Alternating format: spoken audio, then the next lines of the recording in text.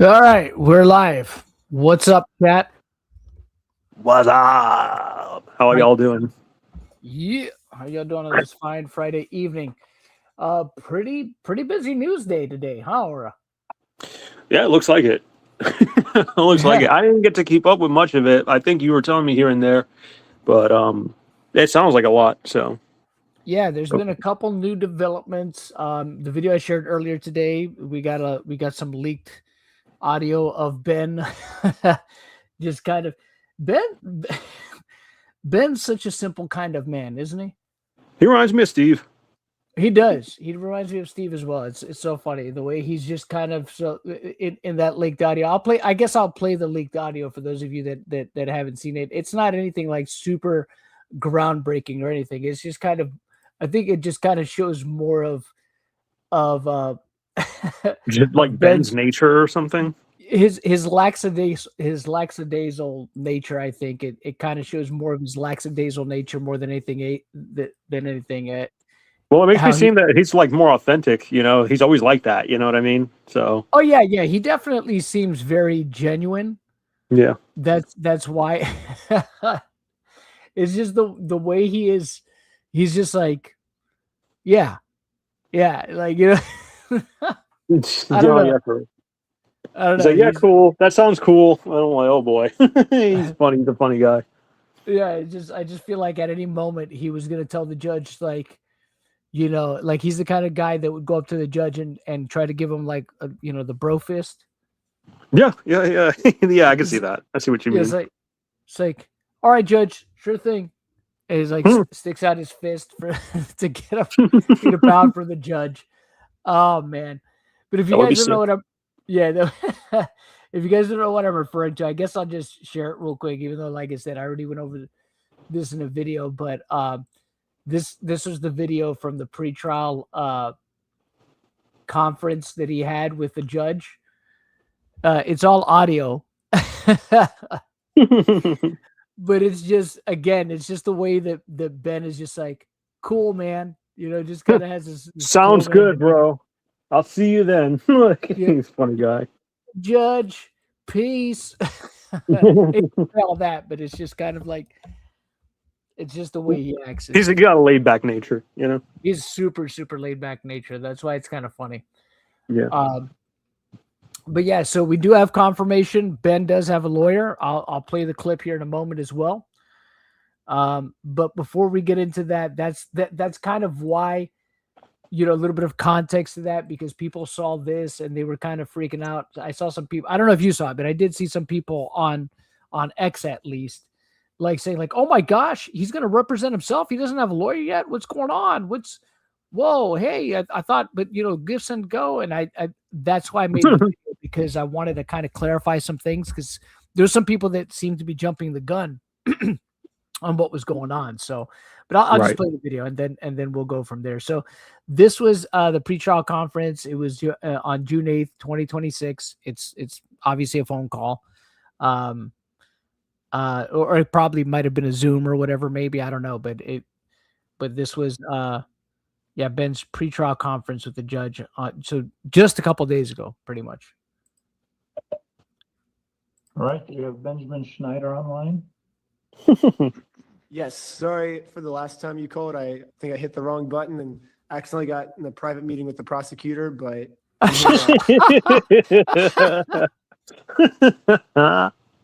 Yeah, it's Oh, a private man. meeting with the prosecutor. I heard all her plans. Sorry, Judge. Oh, that's fine.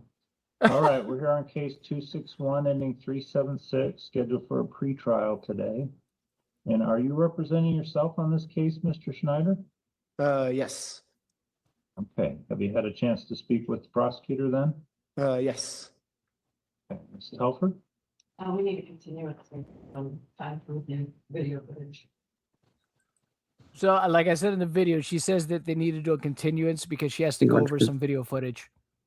Yeah. You need So time to is that do- why is he just representing himself for the pretrial? Is that what it is? So at this point, he was, and I'll explain that for people in the chat that might not know. Yeah. Yes, there's the defendant claims that he gave some video footage to officers and so. Oh. it's kind of a little that. Okay. Does that work for you, Mr. Schneider? Yes. Okay. Okay. We can do, Where do you live, Mr. Schneider? Los Angeles. Okay. July 6th at 11. July 6th, 11 o'clock in the morning. Does that work for you? Yes. Okay. And you understand that's your cut time, right? Yes. And then, have you done your fingerprints yet? When I went to, I got arrested and did a fingerprint there. I don't know if that transfers over, but I have not done a fingerprint for this specific case. No. Okay, yeah, the fingerprints are linked to the case, so you need to go to your local police department, get a fingerprint card, and mail that into the court, okay? Okay. And can you get that done by the next court hearing? Okay.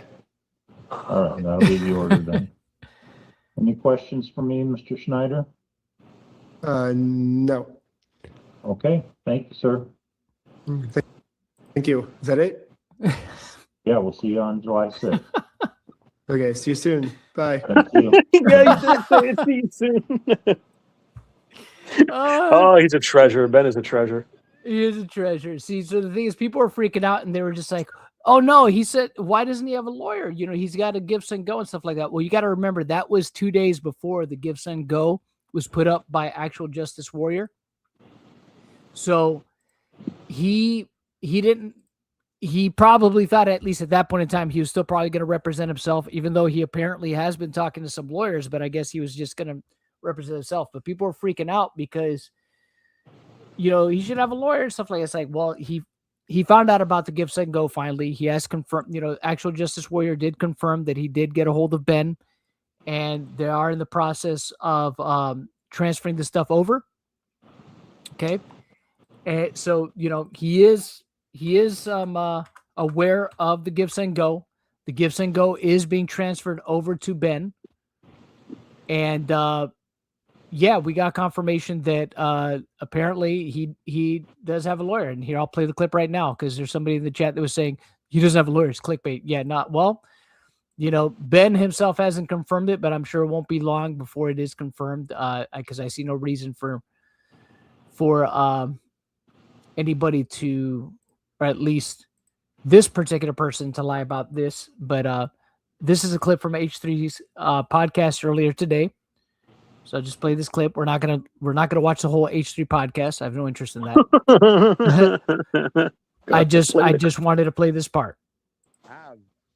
Oh, by the way, people were worried very worried, as was I for a minute, that Reckless Ben was been a little too reckless and was self-representing himself in court.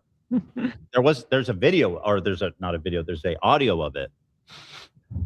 But I spoke to him. He does have an attorney.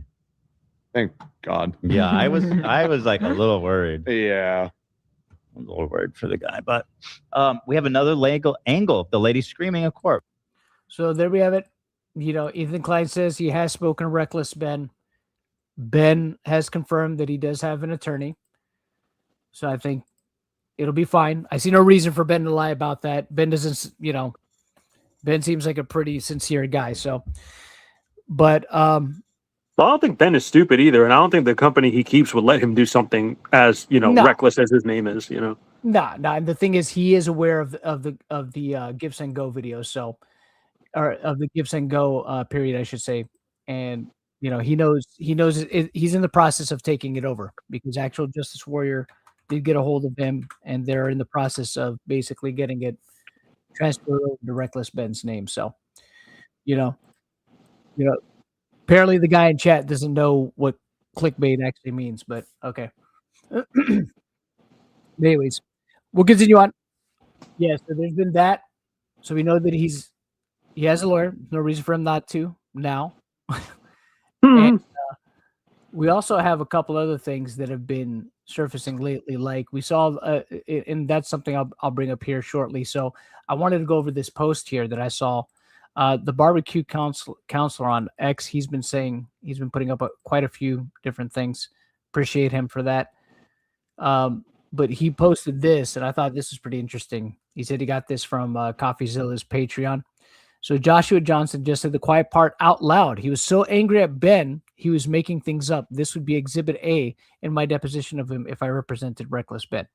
So this is in reference to what was said in a particular police report. And the one I am referring to is this one over here, before we get over to that text message that CoffeeZilla had with Joshua Johnson, everybody's favorite Bricks and Minifig store owner. Right. This is what it's in reference to. So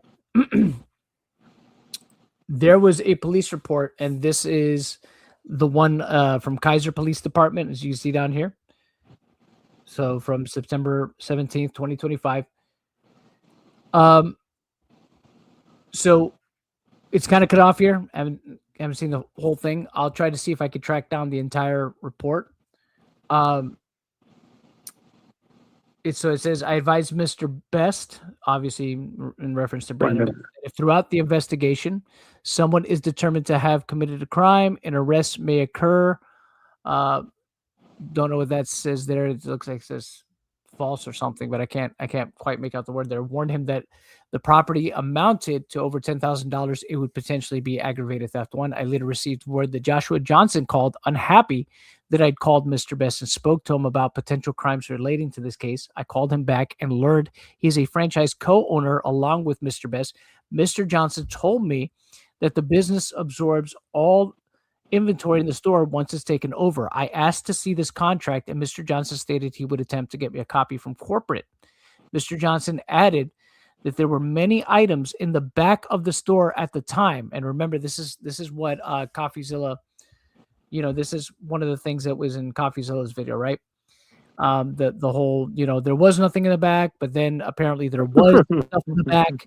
So again, the whole flip-flopping, the whole inconsistencies within, the Bricks and Minifig side, as usual, the story constantly changing, right? But said the vast majority of them were layaway items. He said that people would come in and prove they put money down for an item, pay the rest to them, and they'd give the customer the item they'd paid for. Okay. But remember, there was nothing in the back, but then there was stuff in the back. Oh, but then the stuff was layaway stuff. Yeah. So Y'all can't forget that now. Yep. I think we say that. I think they do it in almost every time we talk about them in every thing we go over. So. Yep. This is Hard to Joshua forget. Johnson to the police. This is Joshua Johnson to the police. Him talking to the Kaiser police. The Kaiser police are. This is the police station in Oregon in Kaiser Salem. The ones that would be in the jurisdiction of the Kaiser Salem store, where most of this stuff went down in the Reckless Ben video before he crossed state lines into Utah. Right. Okay. So Mr. Johnson added that a few of the items matched what Mr. Mansell described as his, and those items were set aside. However, and this is key right here, guys. This is a big deal right here. I want you to pay attention to this part. However, due to the claim that Mr. Mansell continues to call the business despite being told not to, and encouraging others to do so as well, he does not want to give these items to Mr. Mansell. He added that he also doesn't feel he needs to, since the store's inventory became his once he took it over. Oh, Josh, why do you speak every time? It's everyone's favorite guy, Yep. So you see, there was no Legos. The store was empty. Well, yeah, there was some. There was only a little bit. Oh yeah, you could take them back, Ben. You could take them back. I'm not going to screw you. This, that. You know what? I'm just going to keep them. Keep them. They were mine anyways. They were there before I even got here. Yeah. I never signed the contract, so the consignment wasn't mine. So I'm just going to keep them. It's always something. Why is this happening to me? Yep. Why is this happening to me? Yep. Basically.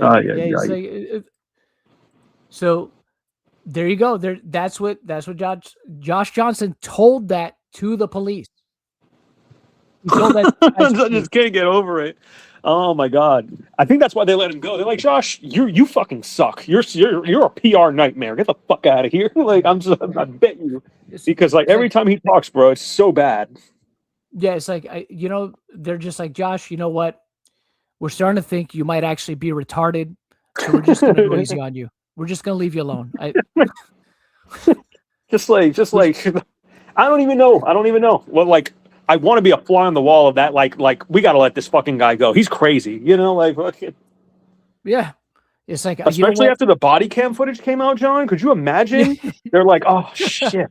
Like fucking like shit. He's oh no, this is so. We gotta let him go. We gotta let him go.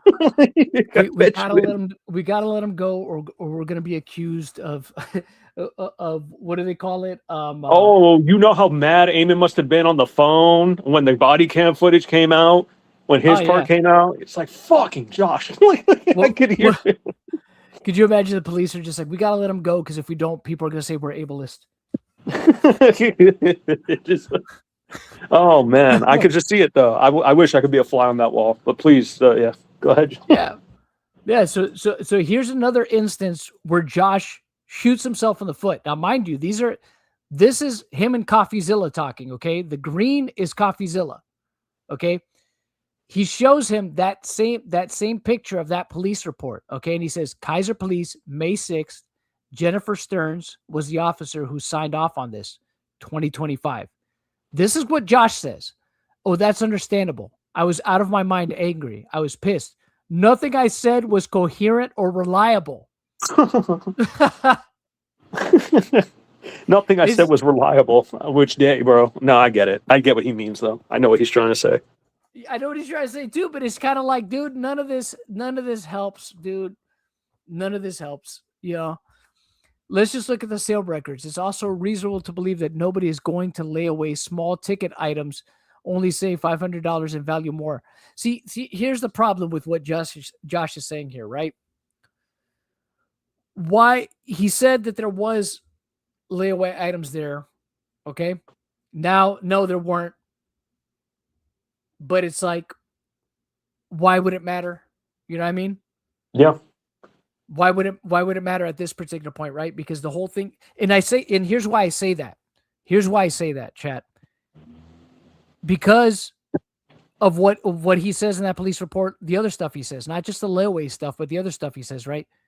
Well, I was going to give him back to Brian, but then he started being a dick. So you know what? I'm just going to keep him. So it's because of that kind of shit, and because of that kind of attitude, it's just like, okay, so you're definitely willing to just keep shit out of spite. So there's no reason for us to believe that you're just not going to lie to spite someone either, Come on. Well, that's what I'm saying. That's why they come off to me as very unbelievable because of shit like that, Yeah. So like, as we're Crystal, you know what I mean? Like that she might have some discrepancies here and there or whatever that, it'd be like, oh yeah, that might be sus. But I'm like, but then this, you know what I mean? So they don't really make it easy. I think we say this pretty consistently, but they don't really make it easy on themselves, No, they don't. Like, again, every time they speak, they just shoot themselves. Like hard to believe them. Yeah. Yeah. They just, especially after that, like I have your Legos, but I just don't want to give them back because you pissed me off. Like, but then you're like, oh, I never had them. Like, so like, I'm like, what is it? What? I don't know. Yeah, it's the constant contradictions. It just doesn't help. And then he says, so look at the sets that were sold. They have retail value of $500 or more, and see if we sold them for 30% off or more. It's just like there's nothing credible that Josh can really say at this point. It's just like because it's constant flip-flopping, it's constant inconsistencies or contradictions, just flat out lies, and it's there's nothing credible that this guy says. And it doesn't just damage him, like I said, it's like he's involved with Eamon and all them in some capacity. So it makes them look bad upon reflection, especially like when I said on the body cam footage, he's calling Eamon. Eamon's fully aware of this. He can't even deny it. You know what I mean? They're very close. They have each other's numbers. He called him during the whole police thing. Eamon is speaking to the police on behalf of Josh. So, you know what I mean? He's speaking on behalf of Josh and he's backing up what he's saying. So like it's, I know people call it like the mafia and shit. It seems like it is, it's always the same circle of people that are always in like some crazy shit. And like, we didn't even get to the other people that have been fucked over by them yet. We're still like just going through files and stuff, John. Like there's still a big thing to go through. We're like and so behind, I feel like. No, yeah, and that's the thing, because there's so much information. It's just it is hard to, and with different little things coming out where people are putting up police reports and stuff like that, it's hard to know. It's hard to know exactly, because they're Where it's gonna constantly go. uploading different stuff or where it's going to go exactly. So, and again, we have instances, like I said, pretty clear cut instances where these guys are just lying and not having their stories straight. That's the other thing too. You would think that these guys would all have their story straight, but it's like the right hand never knows what the left hand is doing at all. Like a prime example, right? The McNeff brothers. You have Matt McNeff say there was no U-Haul. There never was a U-Haul. Yeah. His brother's just like, well, actually, there was a U-Haul. It's so bad. It was so bad. And as for them being like, the brothers, you would think they would at least, like get their shit be on the straight. same page. You would think the brothers would be on the same page, but not even the brothers are on the same page with the lies. Yeah, they fucked themselves up. It's pretty crazy. Yeah, it's just like it's wild to watch. I mean, you would think that at the very least those guys would have a consistent story, but even their stories contradict, right? Yeah, just wild. They've sued their own father together. That should have been the we gotta ultimate look at bonding that. moment. Yeah, we got to look at that. Like, oh man, I always forget about that. And then every time you bring it up, I'm like, damn, we got to look at that. Yeah. So I'm going to put just real quick for y'all in the chat. I just put the link to Ben's Gibson Go. If you guys want to go ahead and donate to his legal fund, or at the very least share it. I'm sure that'll help him a lot. If you can't afford to, that's fine. Just spread the word on that. Appreciate you guys. Yep. It's growing every day. So hopefully, he'll get to his goal of 200,000. I'm sure he will. I'm sure he'll, surpass it. So we want to also kind of go over this. So this apparently there is some details that are brought up post CoffeeZilla's video that apparently add a little bit more to the overall story of what happened in regards to the Gormans and that whole seizure of the store. So I wanted to kind of go over this video and see if there's anything we could glean from this, what it is that Ben Gorman here says, and if there's details that he can add regarding the seizure that we haven't heard before, because apparently there is. So we'll go ahead and watch this and see what Ben Gorman has for us. Let's hear it. And well-met slayers of giants. So a few of you, just a few, like 300,000 of you in the first hour, 1.5 million of you in the first 6 hours have seen CoffeeZilla's video about the Brickgate saga, also known as the Salem Lego trials. I just want to say a few. He's really excited about it. God bless him. Few things about that. First, I want to thank Coffee for his hard work, his commitment to fairness, his hard work, and his hard work. Because that was a lot of hard work. In addition to being thorough, he was very 100%. cool, professional, even let our kid Frankie, one of his biggest fans, join in on the interview, which I also appreciate. And I also want to thank all of you. We didn't see the video before Coffee put it up on his Patreon. Sign up for that to get his content a little in advance, by the way. So we didn't know what would be included. I was really worried that all the chaff, all the distractions, all the multiple conflicting explanations from BAM would cause people to go, this is all very confusing. I'm no longer sure who's to blame. But reading your comments on Coffee's video has made me feel so much better. Those of you who are deep into this story, you already know that BAM's narratives keep changing and contradicting one another. Mm-hmm. But I worried that someone who was new to the story, not knowing these latest statements directly contradict so many of their earlier ones, might be tricked by this distraction or that one. Seeing how many of you were immediately seeing through their deny, deflect, defame strategy made me feel so much better. And of course, the fact that so many of you have donated to the GoFundMe for our legal expenses so that we can keep fighting them to the bitter end as they try to drag this out and make it exorbitantly expensive, that makes all the difference. Not only does that show your support of us, but it's the best chance to hold their feet to the fire and bring everything out in discovery. Both what they have and what they ought to have, but might not. Like a complete inventory of everything in the store they took. You'd think they'd want to create that complete inventory before selling the store to another party, right? And you probably wouldn't trust that other party to create it themselves, right? So they must have it, right? Thanks to your GoFundMe donations, we're going to find out together. He's talking about through discovery what they're going to get. So that's all. That's been a big question too. Because Just remember, Dawn, keep in mind, we're going to see communications probably between, Eamon, Josh, Brandon, all that is going to come out too. Yep. Behind the scenes. Yep. I wonder if they conspired for shit. Well, especially the day of the seizure, right? Mm-hmm. Especially the day of the seizure when Brandon was sent into the store. So Yeah. that's going to be fun. Yeah. It's going to be I a wanna lot of add stuff, this though. detail There's a that lot of didn't get people, into but coffee. still. Oh, yeah. I'm sure he's text messages. Holy shit, there's so much Lego Star Wars stuff here. We're going to be rich. Like, could you imagine? Our store is saved. Yeah. Yeah. Could you imagine? Get the U-Haul now. Like, look, it's right there. There was never a U-Haul. They sent it to Matt, and Matt's like, okay. Could you imagine? Oh, man. That'll be so sweet. Let's see. It'd be funny. Because I think it's important to understand. The night BAM took our store, we were promised an inventory by BAM, not by Brandon, by corporate, not a franchisee. Now, the BAM representative told us that Brandon would be doing the inventory, but we've all since learned. Wait, what? So that wasn't on the video, and I'm sure that we'll probably see more of the video when the court comes out. But that Brandon would be doing the inventory. Why would you put? Oh my God. Okay. Brandon and Josh had been told in advance that they would be able to buy the store. We know this because Josh told it to the police who accidentally leaked their body cam footage.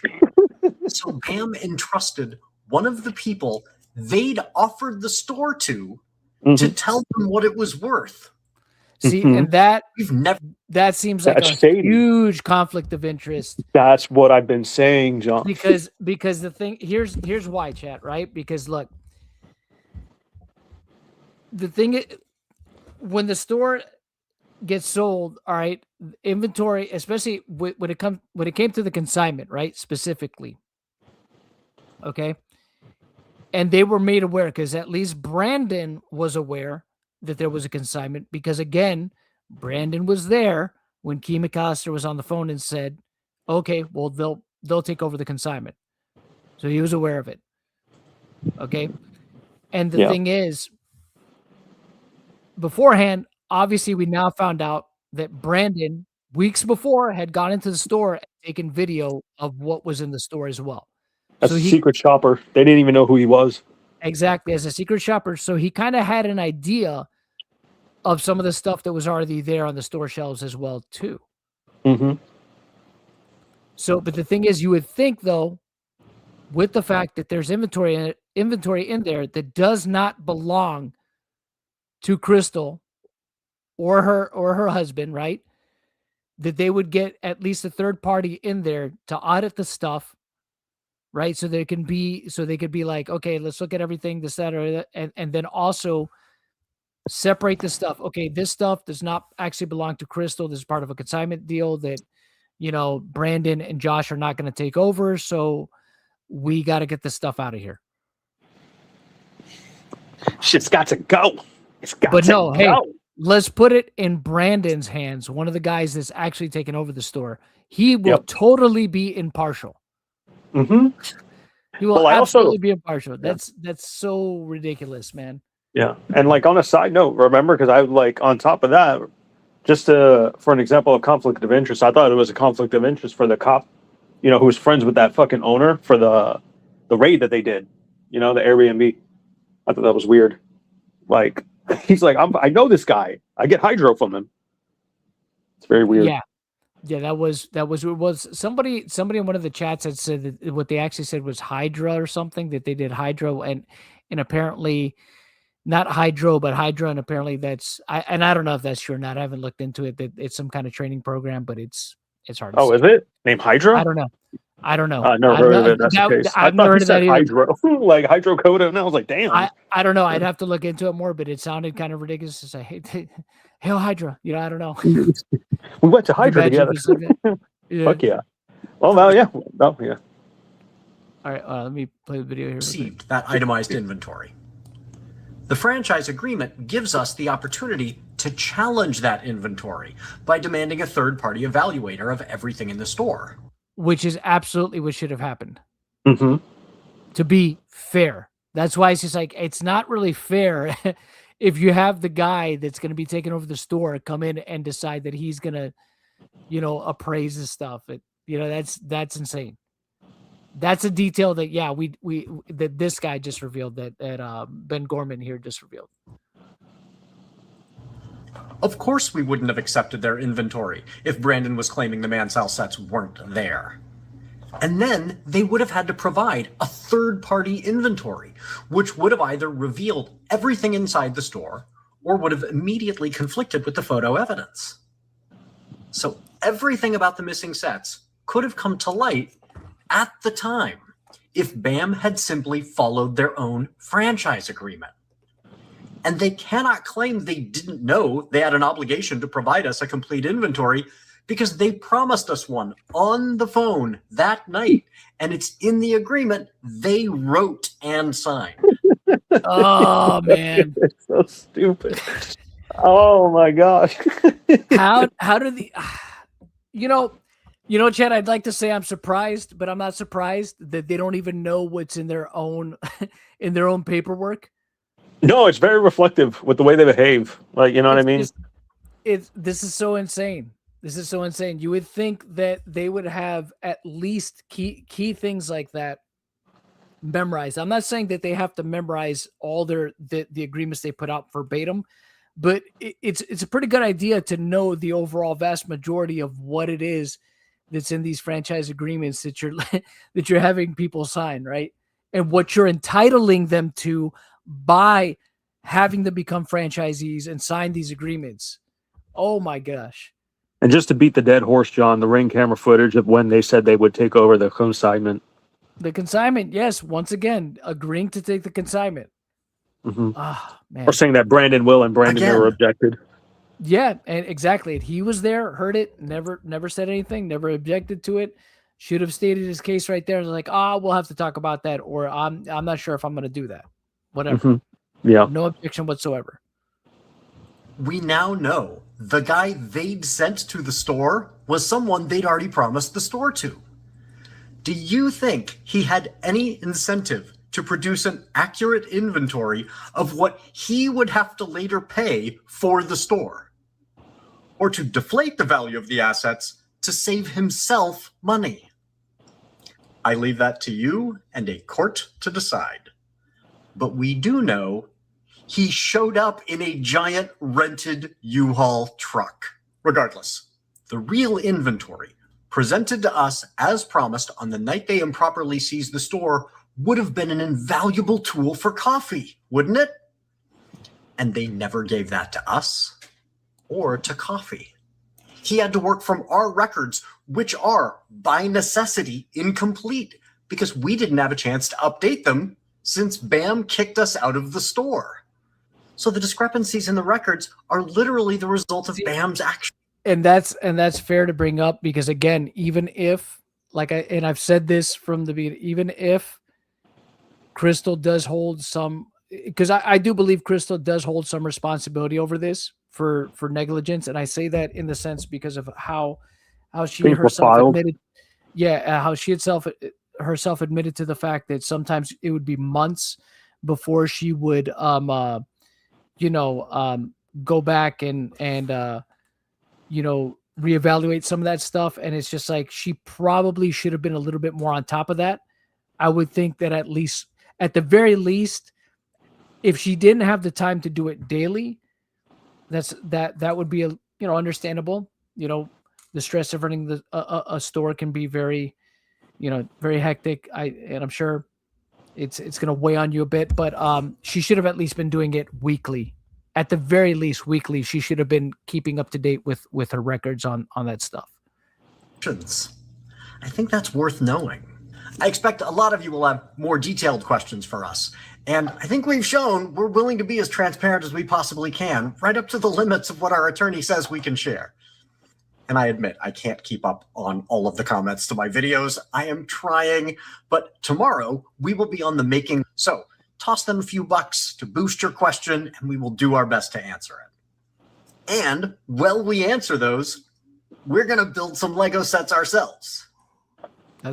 I'm sure they had a lot of fun doing that. Hold on. Thank you, Autism Musician, for the 2. Nothing neg, just $2 for your next coffee. Appreciate it. We love coffee. Hey, appreciate that. Thank you. I love the name.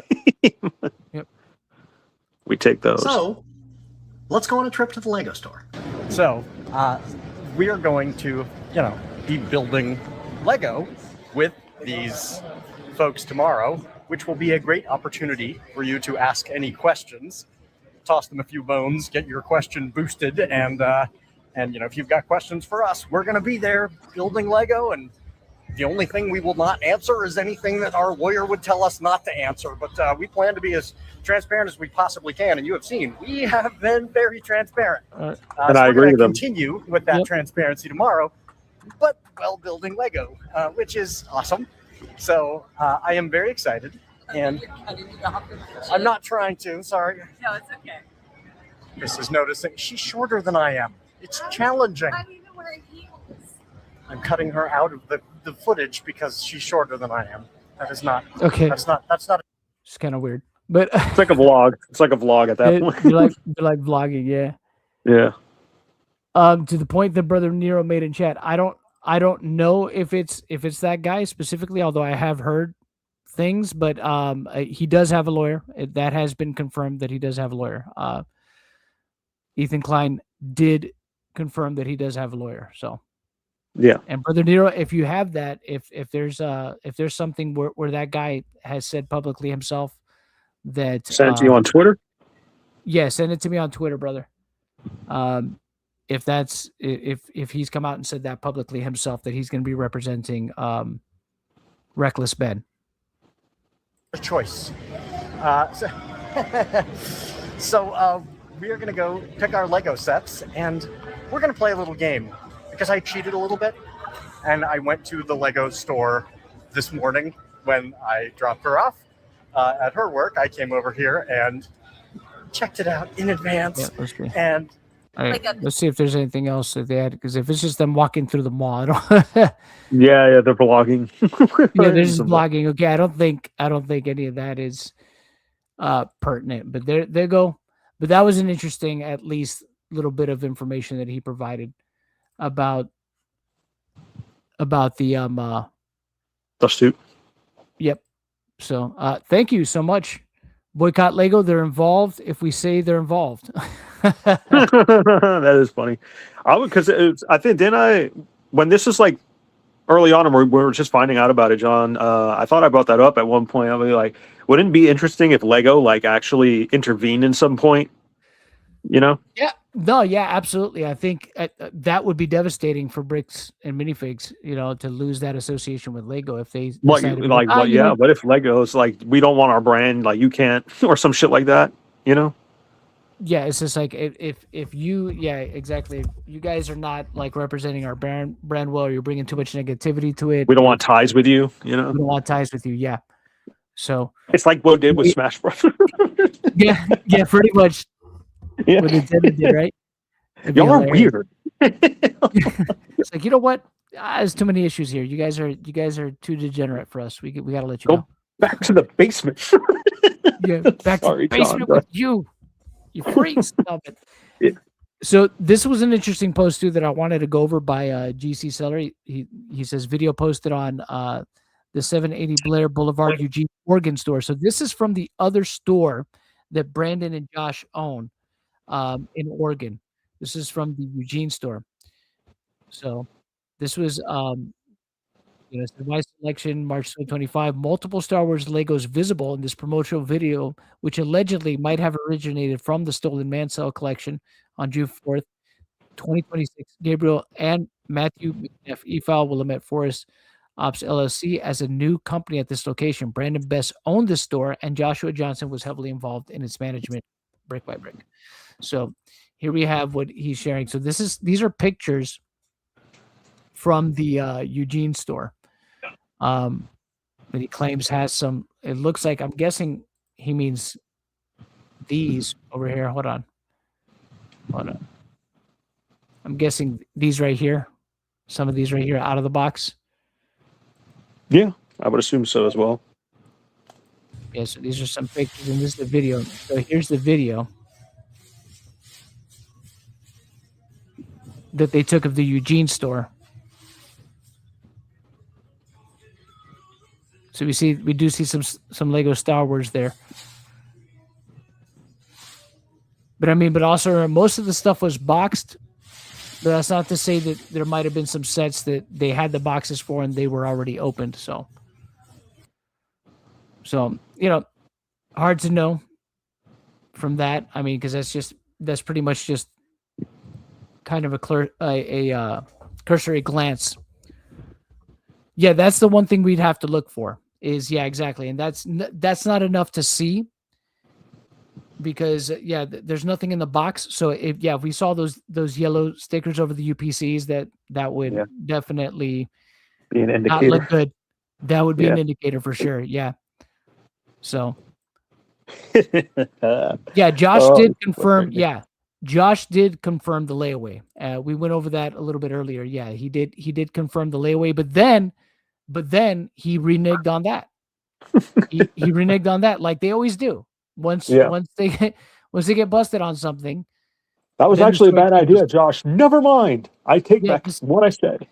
this is where he basically reneges on it, right? Because that's in the police report. That's what CoffeeZilla showed him, and then he was just like, he goes, "Oh, I was angry and out of my mind. I was pissed, and nothing I said was going or reliable." So there he goes, walking it back. Yeah. Because that's also the same police report where he basically says, well, I was going to give him back to Brian, but then he pissed me off because he kept calling the store. So I'm just going to keep him. Screw him. I'm just going to keep the Legos. So They're mine to begin Yep. with. yeah, they were mine. They were What always makes mine. you entitled? What makes you entitled to our inventory? You remember that? I won't forget that. Yep, when he said that in the video too. Yep. What What makes you think you're entitled to our inventory? Yeah. Oh man, he's our favorite. It's just so bad. Everything. It just gets worse and worse and worse for these guys. They can't help but stick their foot in their mouths every single time. Hold on, let me see if I'm checking to see if there's anything that I've been linked yet regarding the civil rights lawyer guy. If there's anything that he said, let me check. I'm gonna check and see his social media links to see if he's got anything, if he's said anything on Twitter. So his name, let me see, John Bryan, I believe is his name. Okay, let me see. So the last thing I saw him post in regards to Reckless Ben stuff is on June 7th. So he hasn't really updated anything since then. If he is representing Reckless Ben, if he is the lawyer that's representing Reckless Ben, I'm sure he'll make an announcement about it at some point or a video about it. But yeah, this is what, last thing he said was this on June 7th. I mean, I could check to see if he's replied to anything, confirm anything, but it doesn't look like it. Yeah, he hasn't been on. We'll probably hear an On official X. confirmation at some point, Yeah. like any day now, really. Yeah, the other one that's made any confirmation that he spoke to Ben was Ethan Klein, and he Yeah. confirmed that he has an has gotten attorney. a lawyer. Yeah. So, thank you for the 1999, Billy Selling. I own a store in Bowling Green, Ohio called Refresh Toys. We pay 70 to 80% of brick economy prices of sealed retire sets. No one is running 100+ fully refundable layaway deals on a lot like this. These sets sell themselves. I believe it. I do believe believe it. that.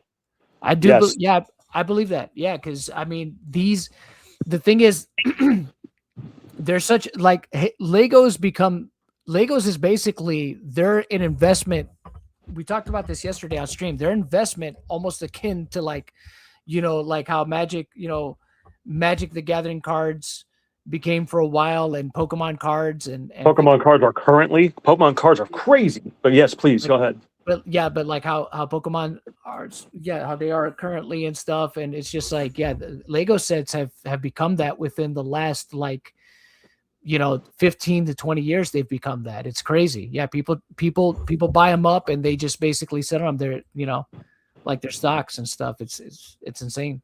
The resale value is crazy. So let me see. So I want to bring up we'll bring up the court case here. We'll go over a little bit of this here, a little bit more of the filings. Let's leave it a chat. Do you guys want me to go over Crystal Gorman's case against Bricks and Minifigs, or do you want me to continue going over Ben, the case that the Bricks and Minifigs filed against Ben and Brian? Run a poll, John. Run a poll. I'm gonna run a poll in the chat. Just bear with me 1 sec, and then we'll see what you guys want to do here. If you guys got to bear with fucking John's typewriter right now, everyone. It's okay. My typewriter.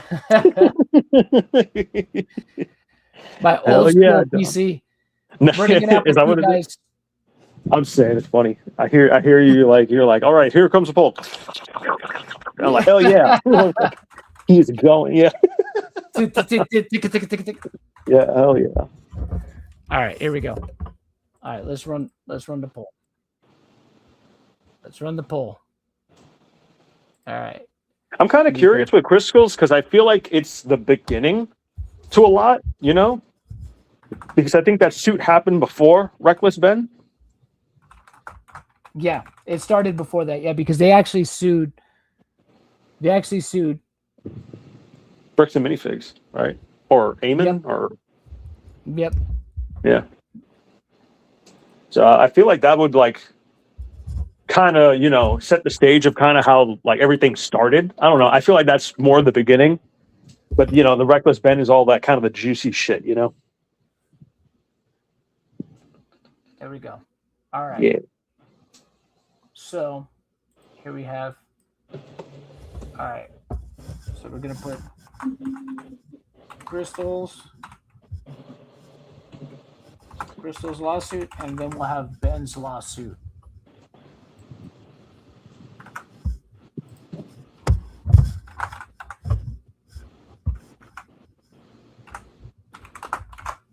All right, just bear with me 1 sec here, chat. Ben's lawsuit. There we go.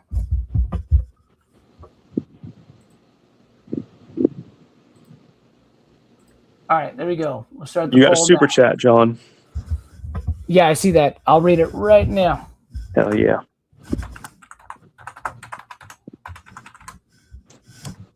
All right. Poll is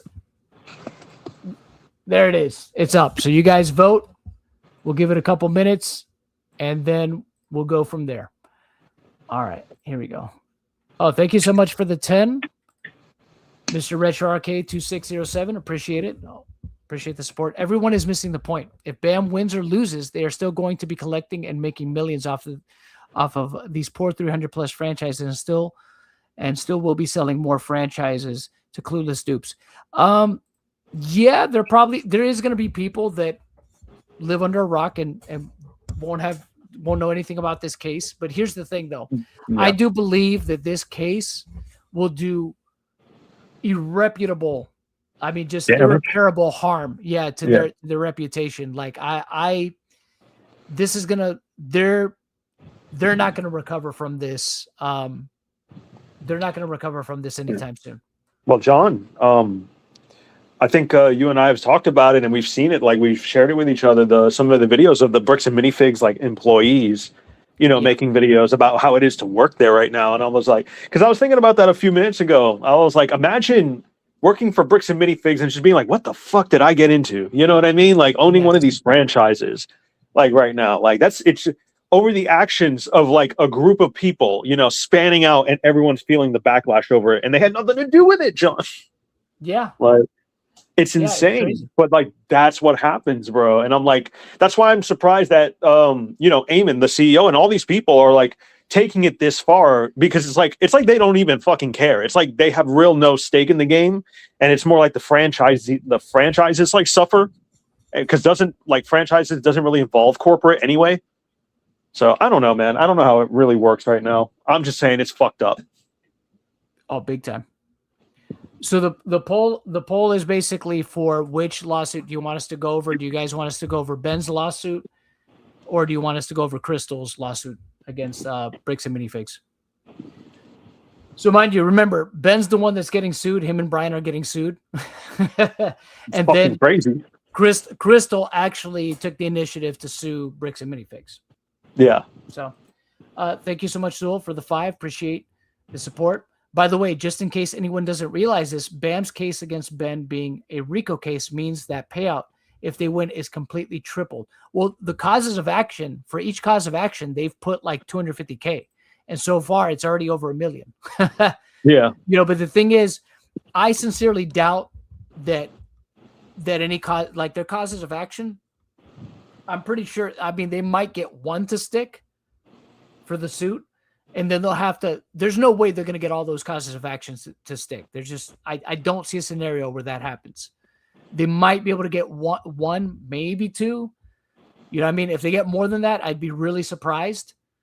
But yeah, there's no way all of those stick. I just don't see a scenario where that happens. Well, Billy Selling, thank you for the 9. People like an easy option, pay $150K, get your squeaky clean brand and location, toy house deal, etc., and you're making great money. I started our store at $5K and didn't pay myself for over a year. No, I believe that. Yeah, I mean, yeah, it's until stuff like that catches. I know I've heard of a lot of people in that same situation that you've been in, Billy. So I believe it. Yeah, I believe them too. I believe that. Like 100%. I believe it. Even in like other kinds of shops too, like third-party shops, like the gaming shops, John, stuff like that, like Acme, places like Acme. I can see shit like that too. Yeah, this is where I'll actually agree with you. Is Kraft the defamation? Yeah, that might be one of the causes of action that does stick. Yeah. But all right, I'm gonna go ahead and end the poll. Get your last votes in. I'm gonna end it in about 10 seconds. So if you haven't voted there, 8, 7, 6. Yeah, y'all get it. Anyways, but yeah, John, is there we go. wild. So yeah, they want Ben's case. So we're gonna continue from where we left off at in Ben's case. Yeah, let's get it. Let's get it. Here we go. 6th cause of action. So we've already been over the other ones. We've hit over $1 million. Yes. Yeah. So mind you guys, this is, we're not going to go over every single page of this because it's just way too much. There's like 333 pages. We're only on page 77. And this is okay. So we're definitely not going to get through all of them. We're just going to get through some of this. We're just going to give our comments on it, what we think, and we're just going to shoot the shit here with y'all in the chat about it, and get y'all's takes on it as well. So we have here 6 cause of action, and remember, called it, Aura, tortious interference with existing prospects, economic relations against co-defendants. Plaintiffs incorporate the foregoing allegations as though fully set forth herein. Plaintiffs maintain valuable existing and prospective business relationships with hundreds of franchisees across the United States, thousands of customers who patronize BAM stores, employees at corporate headquarters and franchise locations, vendors and suppliers, landlords and property owners, banks and financial institutions, and the general public from plaintiffs derive existing and potential economic advantage. These relationships are essential to plaintiffs' business operations and represent substantial economic value. Go fuck yourself, bro. What? Yeah, right? Every bit of hate is all his fault. We didn't do nothing. We didn't do no wrong. We do nothing. Yeah, and to add to what everybody hates us because of him.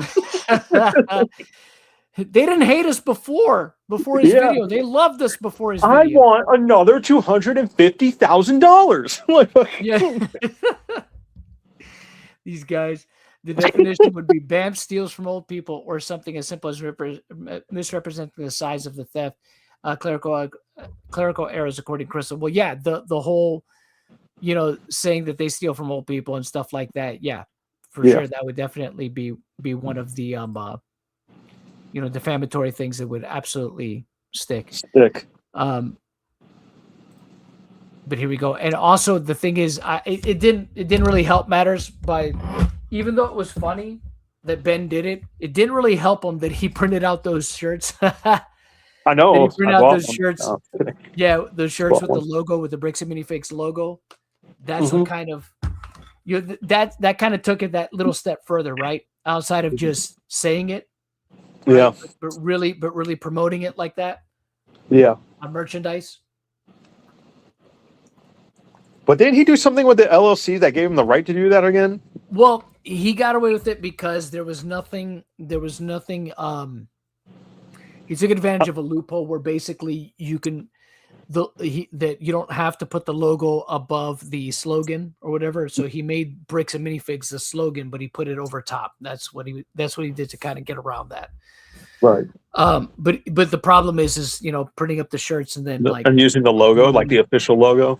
and then basically portraying it as Bricks and Minifigs and stuff. It's probably wasn't the best idea for Ben. And then obviously having recorded evidence of him doing recording himself doing it, probably it was funny though. I love that he did it. Don't get me wrong, it was super entertaining, but probably not the best idea considering now he's in litigation. But I digress.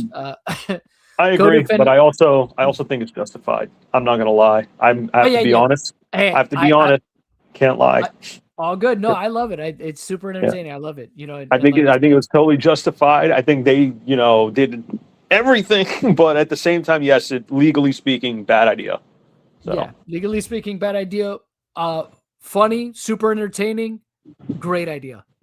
and I find it justified, personally speaking, on my own behalf. So. So co-defendants conspired together to intentionally and maliciously engage in foregoing misconduct with express intent and purpose of interfering directly or indirectly with plaintiff's existing prospective economic relations and with reckless disregard for devastating economic consequence of their interference.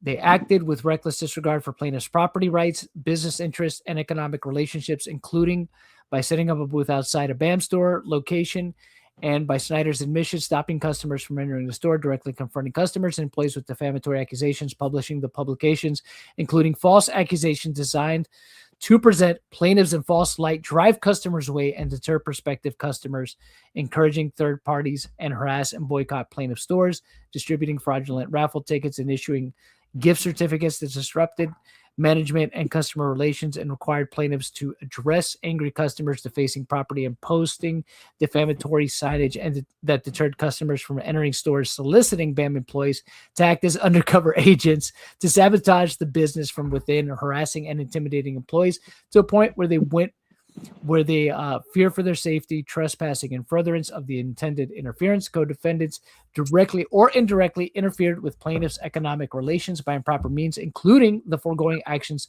as well as defamation and defamation per se, trespass upon store locations, corporate offices, and private residences, stalking of plaintiffs' employees, franchisees, and family members, harassment, nuisance, and intimidation, impersonation of delivery personnel, religious congregation members, investigators, and Guinness World Records personnel.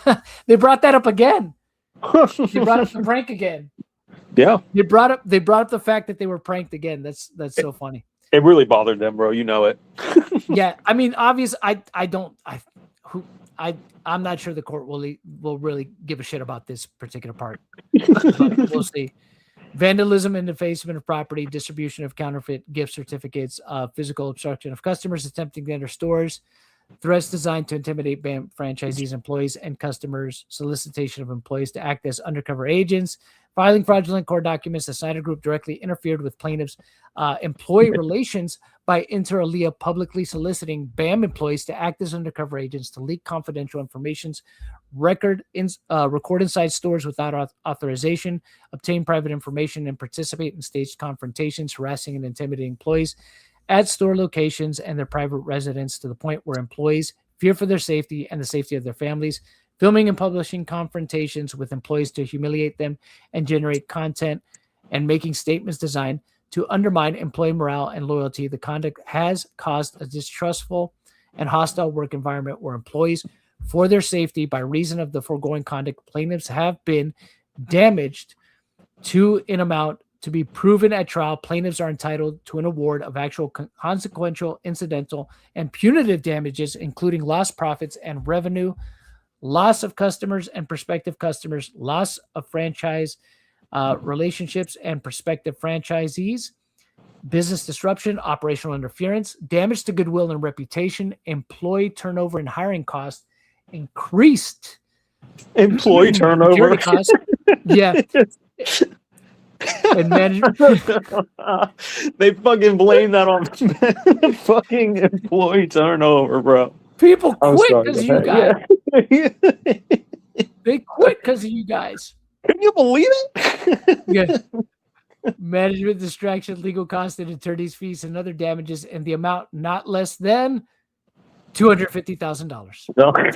Free of post judgment interest therein. So that's again the number that they love the most: the $250,000 per cause of action. Well, It wasn't over- Brandon the secret agent? Wasn't that technically Brandon? I'm just being a dick. I'm sure corporate's in their Well, I mean, total yeah. rights to do that. Yeah. I mean, yeah, exactly. They already had a secret agent of their own. So Yeah, that's what I'm saying. I'm like, that's what I see him as. I know they're like saying like, oh, he's a secret shopper because they suspected, theft and shit. I get it.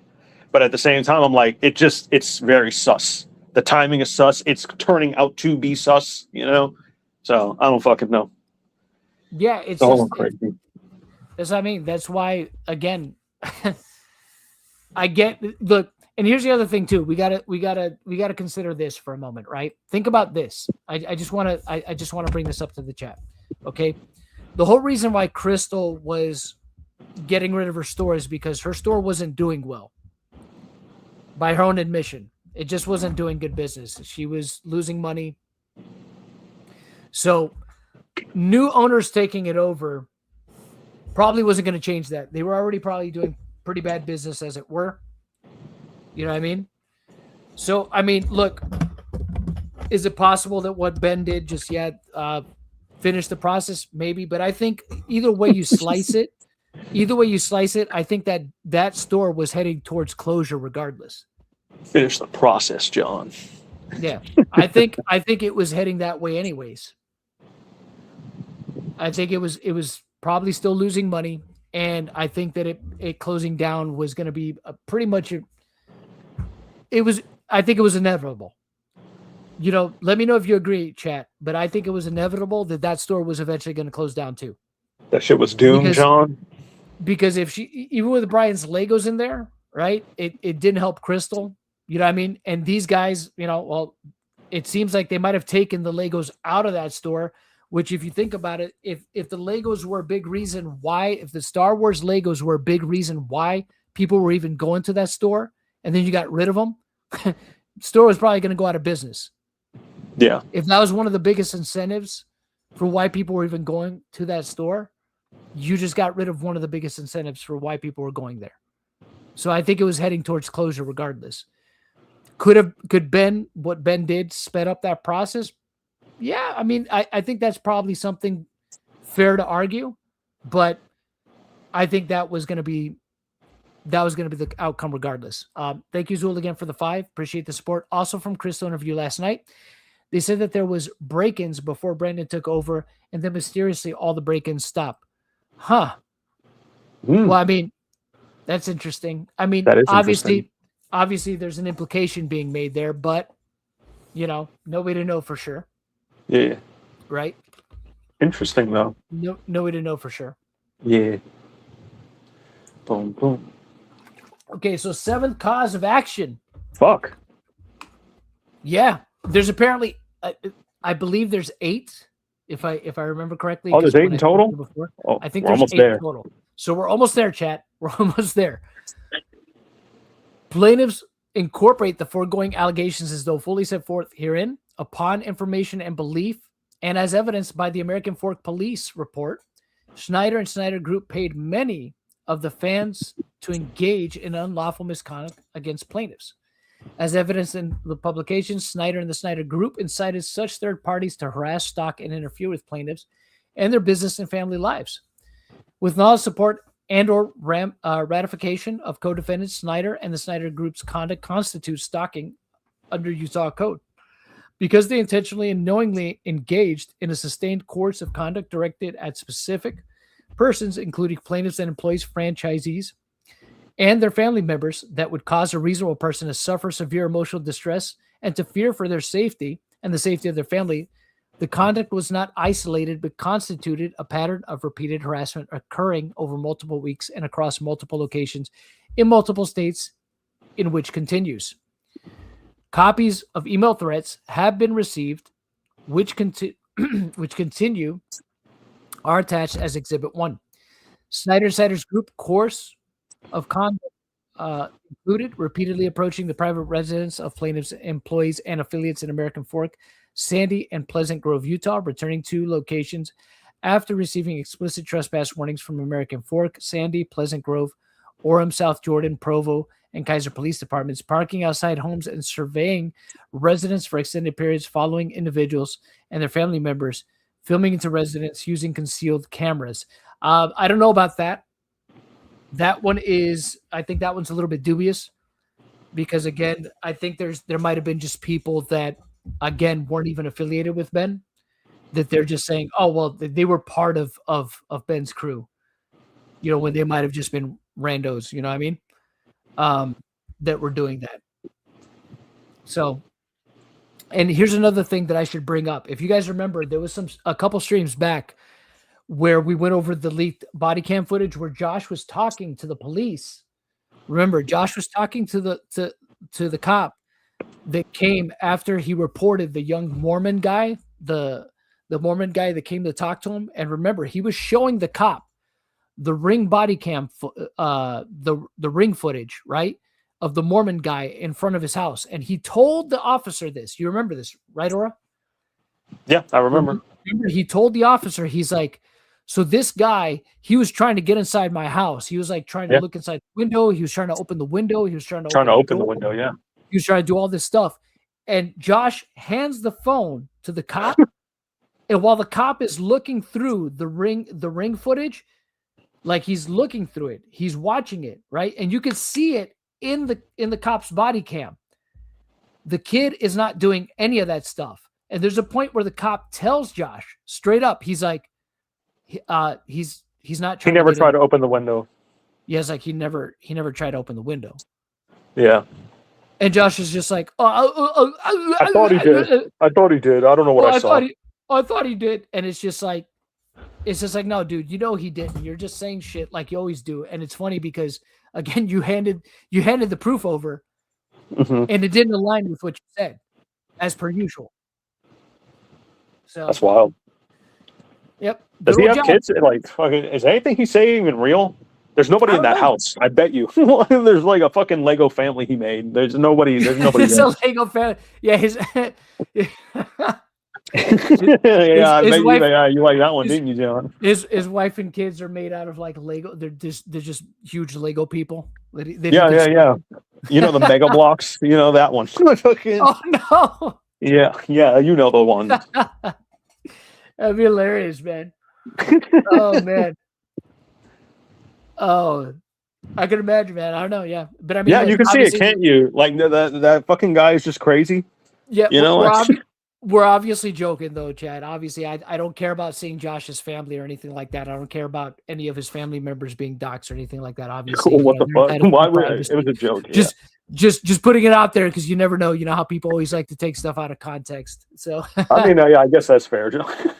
I'm like, but damn. So that we're covering ourselves, right? From I guess so. Like, because you imagine these guys somehow these Bricks and Minifigs guys, they watch the stream and they're like. These guys, what are they saying? Do they want to see their family? I couldn't see it. It's just like, how would you? I don't want to see your family. It's just joking. Yeah, I'm just joking. It's a joke. Yeah, it's a joke. I'm sure your family aren't really Lego. No, I'm just kidding. I'm sure they're not. Like, Thank you, Jim One Bain, for the 10. Appreciate the support. Some companies may have a skeleton or two in the closet. BAM, however, probably has a mausoleum full of them. Yep. I'm sure they do. Jim One Bain always coming for the scalps, man. Yeah. All right, let's continue on here. So, so we have here impersonating delivery personnel to gain access to residents and obtain signatures under false pretenses. Just so you guys know, this is actually not illegal in the state of Utah. It is, however, illegal in the state of Oregon, but it's not illegal in the state of Utah. At least not if you pretend to be a UPS driver. I'm sure that the rules are different if it's USPS because that's actually federal. So impersonating religious congregation members to lure residents out of their homes. As far as I'm aware, this is also not illegal. Mm-hmm. I mean, impersonating religious congregation members, as impersonating investigators and officers of the court. This again, I don't think this is any kind of, because at no point in time was the, you don't have to be an officer of the court to serve legal papers in Utah. That's what it's referring to. The fucking process server. The process server. Yeah. They're referring to the process server. You know what I mean? Unless they're referring to an instance where somebody else. I doubt try to be a cop or something. I'm pretty sure that has to do. Yeah, I'm pretty sure that has to do with the process server though. Impersonating investigators, obviously. They're not investigators, but one could make the argument that Ben and his friends were doing investigative journalism. Well, yeah, like remember they could be referring to his YouTube channel where he like investigates like cults and stuff like that. Maybe that's what they're referring to. Yeah. So I don't know if that's what they are referring to. I'm just like, that's my only guess of what they could be talking about. Because I don't know what they're talking about. Now this could potentially, this is one that could ding them, the placing defamatory signs and banners in residential neighborhood. That could be one. Repeatedly calling plaintiffs' employees on their personal phones after being told to stop. Oh no, they went there. Wow. For those of you that don't know what this is in reference to, so Ben did call. Remember the girl that Ben quote unquote brainwashed? Yes, I know. I know who you're talking. He did. Yeah. He did end up calling her after the fact. Yeah. Because she obviously lost her job because the store closed down. And they actually wanted to offer her, money or employment because they felt bad for her. Yeah. And she was just not having it. She was just like, don't call me again. I don't want to have anything to do with you. Yeah. Please don't call me again. And they're just like, but they're just like, hey, we're sorry. We just, we want to make it right. But that's what that is in reference to, is that, and also probably the stores, but I'm sure it has to do with that too. The girl, the one girl that used to work at the bricks and minifig store, the one that they quote unquote brainwashed to join the Lego cult. Yeah. But okay, and making public statements threatening to ruin plaintiffs' lives and stop at nothing. And also remember, Ben called back the store, but that's only because they promised they were going to give back the Legos. Yeah. So, let me see. Making public statements threatening to ruin plaintiffs' lives and to stop at nothing. Schneider and the Information and Belief members of the Schneider Group has been arrested. They did that. Yep. On stalking-related charges arising from the misconduct, was booked into Utah County Jail at least 2 separate occasions, was released on bail, but has continued his stalking conduct immediately upon release, has failed to appear before the 4th Judicial District Court of Utah regarding the stalking matters on March 27, 2026, and upon information and belief, a warrant has been issued for his arrest. The fact that Snyder was arrested twice and continued his stalking conduct immediately upon each release demonstrates his willful disregard for the law and rights of his victims. So the stalking, right? Let's talk about that for a sec. That's one thing that when they arrested him, that's pretty much, at least as far as I know, that was pretty much the only thing that he did pretty much meet the minimum requirement for to be arrested for, that they could charge him for. So under Utah law, but the rest of the stuff, you guys saw the body cam footage. The other stuff was basically they were basically taking direction from Eamon McNeff to arrest him. It's just like, do something, arrest him, find a reason, Yeah. I don't care, There has to be an example. I could have sworn. I'm pretty sure he said that. Yeah, he was basically like essentially to make an example out of him. So Mhm. Snyder stalking conduct caused plaintiffs and their employees, franchisees, and family members to suffer severe and ongoing emotional distress, damages, and losses, including fear for their physical safety and the safety of their families, anxiety and psychological harm, distraction from work, and inability to perform job duties. Changes in daily John. routine. Yes, sir. Do you think that when they were talking about employee turnover, do you think when they shut the store down and they all lost their jobs, is that what they're talking about, you think? I mean, maybe, but that would It's be kinda kind of vague. dumb. But I don't know. It is vague, but here's the thing. Here's the problem with that, right? If that is what they're referring to, that's kind of on them too, though, because they're the ones that decided to close the store. Yeah, So- that's what I'm saying. It's okay. Yeah. Well, yeah. But the thing is, but here's the other thing too. Like I said before, I think that was inevitable. I think that store was going to shut down regardless, because again, if the biggest draw that the store had was all those Lego Star Wars sets, right? If that was the thing that was bringing people in, once you take that out of there, I mean, that's like if that's the biggest, it's the death sentence. if it's the biggest incentive for people to go there and it's no longer there, like that's basically the marquee thing there, right? Of why people went there, and it's not there anymore. You know what I mean? Then a lot of people are going to stop going there. So, okay, let's see. Where was that? Implementation of heightened security. Measures at homes and workplaces, avoidance of certain locations, obtaining police assistance on numerous occasions, and legal fees and expenses. Innocent family members, including children, have been traumatized by co-defendants' conduct. By reason of foregoing malicious conduct, plaintiffs are entitled to an award against co-defendants respecting all applicable civil remedies under Utah Code and common law, including an award of actual, consequential, and incidental damages, including damages for emotional distress, fear, anxiety, security costs, loss, productivity, and interference with daily life in the amount to be proven at trial, together with pre and post judgment therein, plus punitive damages in an amount sufficient to punish Snyder and deter similar conduct, attorney's fees, cost, and permanent injunctive relief, prohibiting further stalking conduct. Eighth cause of action, and I think this is the last one. Oh, I was wrong. It's not the last one. Okay, there is more. My bad. Eighth cause of action. Plaintiffs incorporate the foregoing allegations as though fully set forth herein. Co-defendants conspired together to intentionally and maliciously engage in misconduct that resulted in a private nuisance to plaintiffs and the general public.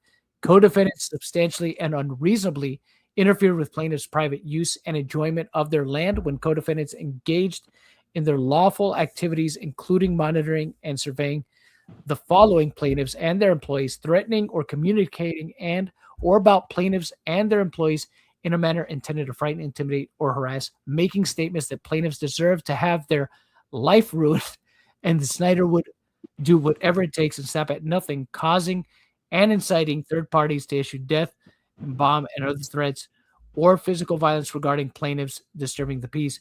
Such misconduct constituted a private nuisance because it substantially and unreasonably interfered with plaintiffs' use and enjoyment of their property, including their store location, corporate offices, and private residence of their employees. So obviously they're doing the thing where they're ascribing what other people did to Ben as well, the violent threats and stuff, which again, he didn't direct them to do that.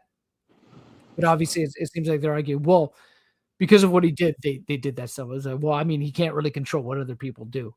So it's just sucks, but it is what it is. The conduct was also a public nuisance because it unreasonably interfered with the rights of the general public, including the rights of customers to access stores without harassment, the rights of residents to enjoy their neighborhoods without defamatory signage, and constant police presence and general peace and safety of the community. They make it seem like the neighborhood was like up in arms. I can't believe they put that sign up. This neighborhood, it's got the hell in the handbasket. What? Didn't at some point they claim that Ben sent bomb threats or something like that. So they were Is that what- saying they were saying that, although that never happened, at least not on video, and they were also saying that they were that somebody came in and threatened the store manager Amanda, that they threatened to kill leave. her. Yeah, but the thing is, again, Ben didn't do that. No, yeah, I only brought it up because I remember Ben saying it when he basically made this thing about when that he went to court, basically that he's going to go to court or that he got served or whatever. That part 3 won't be coming out. So he was like, yeah, saying that they said that, but my whole thing is that what they're kind of referring to? Like they're making it sound like dangerous like that. You know what I mean? Yeah, Like they're trying to make him sound like a maniac, like a criminal and shit like that. Like he's an unhinged lunatic. Yeah. And this yeah. And this is a good point by Godstrike here. He says everything they said was a threat. It was coming from comments online, and they didn't even put the websites it came from. Well, they did put one of the threats earlier on in the filing, but it was more of a not so subtle, threat, but it was kind of like worded, in a way that wasn't as bad as they made it seem. Yeah. So they made it seem like it was a lot worse. So you got to remember, in a lot of instances, when people say like, I got a death threat, and then when they show like what it is, it's somebody saying kill yourself or something, which is not a death threat. Yeah. Right. So, but they'll show stuff like that, by reason of foregoing misconduct, plaintiffs are entitled to an award against co-defendants respecting all available civil remedies, including an award of actual consequential and incidental damages, including damages for business interruption, property damage, security costs, emotional distress, loss of use and enjoyment of property in an amount not less than $50,000, together with pre and post judgment interest thereon, plus punitive damages, attorney's fees, costs, and permanent injunctive relief to abate the nuisance and prevent future harassment. 9th cause of action. So far, look, right on the money, right? $1.3 million is basically what this suit is for. Yeah. So far, 1.3 million. Sheesh. Yeah, it's insane. Plaintiffs incorporate the foregoing allegations as though fully set forth herein. Co-defendants conspired together for Schneider Group to intentionally and unlawfully enter, trespass, and remain upon plaintiff's store locations, corporate offices, and private residences of plaintiffs' employees, franchisees, affiliates, and innocent family members after being explicitly warned to leave as trespassers. Such trespass was willful, malicious, and repeated, evidencing a deliberate disregard for plaintiffs' property rights and the lawful orders of law enforcement. With the knowledge and support of Brian and Crystal, Schneider and the Schneider Group continued to return to these locations after receiving explicit formal and or informal and written trespass warnings from multiple law enforcement agencies, including the American Fork, Sandy, Pleasant Grove, Orem, South Jordan, Provo, and Kaiser police departments, and bam. So this is it right here, right? With the knowledge and support of Brian and Crystal. They're basically making it seem like, hey, we support you doing illegal things to these people is what that basically is there, right? We're in support of doing these illegal things, Ben. Keep doing them. You have our like what? It's crazy, man. Despite being warned that he would be arrested if he returned, Schneider returned to the same locations on the same day and on subsequent days. Trespass warnings and or orders were expanded to cover entire properties and parking facilities, yet the Schneider Group continued to violate these orders. Schneider was arrested multiple times as a result of his repeated trespass. In December 2025, Schneider and Schneider Group associate unlawfully entered BAM's corporate offices in Utah and remained on the premises after being asked to leave. They filmed without permission while concealed recording devices. Everybody remember this part, right? Y'all remember Eamon? Y'all remember Eamon? We could do this the easy way, or we could do this the hard way. The choice is yours. Yeah. During this encounter, Schneider allegedly demanded $200,000 from plaintiffs and stated that failure to pay would result in reputational and matters would become very bad. When directed to leave by BAM personnel, they refused. BAM contacted the Provo Police Department, initiated a report, and here's the case number, and requested criminal charges. The incident was part of an enterprise of the enterprise's pattern of trespass and extortion. By reason of the foregoing misconduct, plaintiffs are entitled to an award against co-defendants of actual consequential incidental damages, including damages for interference with use of property, security costs, business interruption, damage to property, costs of removing defacing and defamatory materials, and emotional distress. I really love to know what damage they did to property, because I don't. Do you ever recall them doing any damage to the property, or because I don't? No, but like, are they referring to damage to other properties that they're blaming other vandalists for, like in the name of Reckless Ben? Is that what it is? I would assume that's what it is, because, you know, again, Ben and his group never did any of that. So like, good luck trying to tie that shit to Ben. You know, that's like in a whole different state, I think. Exactly, and again, this is they're lumping in a bunch of stuff that happened across state lines. You know, I think you made a video about it, John, didn't you? Yeah, the vandal. Yeah. Or you mean the vandalism? The vandalism. I think I did, or I think I might have mentioned it on a previous. No, I think you did, because I remember. I think I made a thumbnail of Josh kicking through the fucking door with the Joker mask. or something like that. Yeah, that's right. So yeah. So basically, to different, to different franchises. But again, I mean, that's not. They can't really ascribe that to him. Thank you for the $2, Lily Cornelio. Appreciate it. Yeah.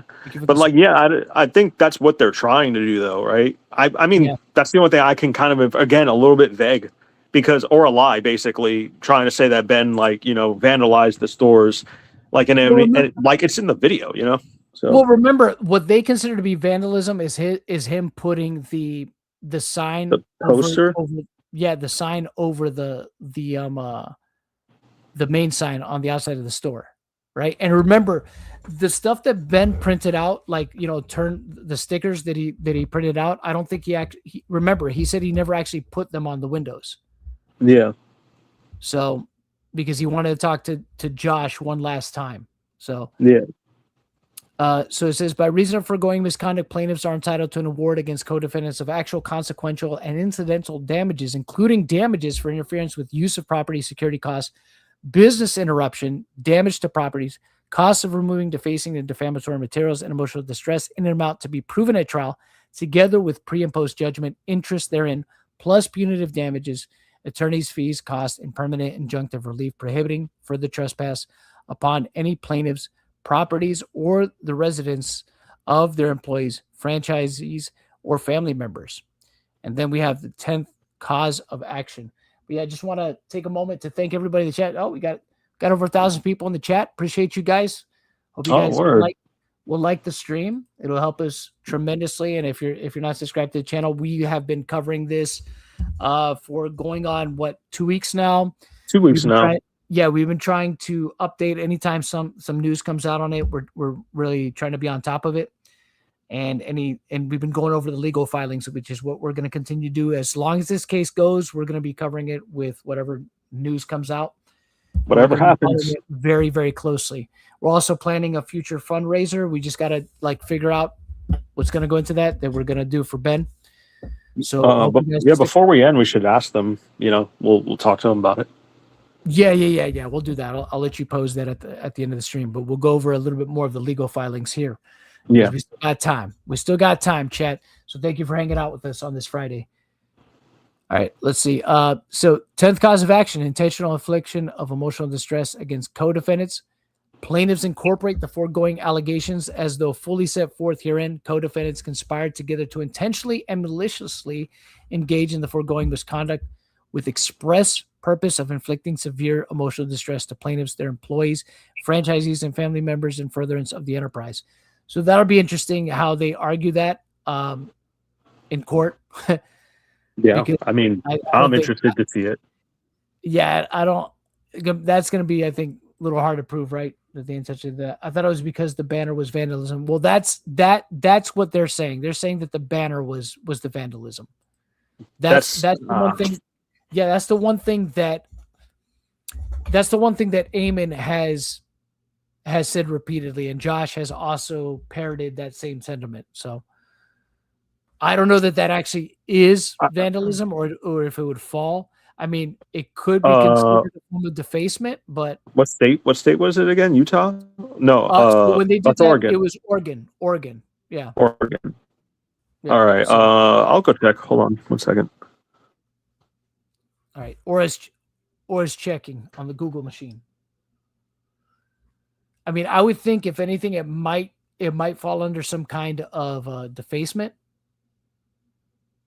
Maybe they could argue it, but then again, it's just one sign over the other. They could just take the defacement. I think would be if they actually like change the actual sign, not just putting something over it.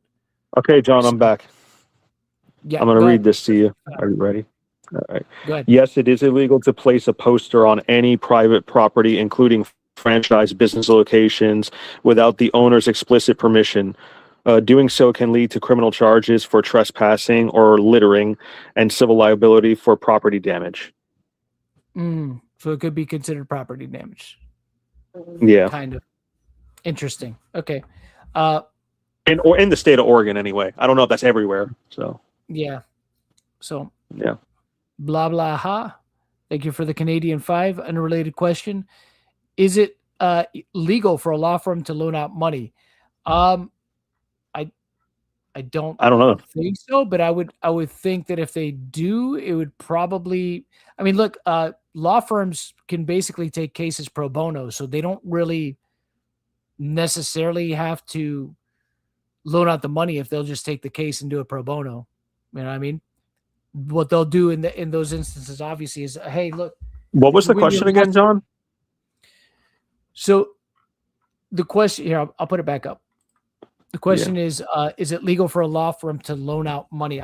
I wouldn't think so, but like I said, All right. I don't see any reason for them. I to got it do right that. here, John. I got it right here. What? It is generally not legal or ethical for a law firm or any attorney to loan money directly to a client. The American Bar Association and State Bar Association have strict ethics rules that prohibit financial assistance. So what if it's like a law firm that's completely unrelated to the case, though? Let me see. Would it still be unethical? Because I would think it probably might still be. They're probably just like, but like I said, I would see no reason for any law firm to do that when they could just be like, well, look, we'll just take your case pro bono. If you win, we get a cut.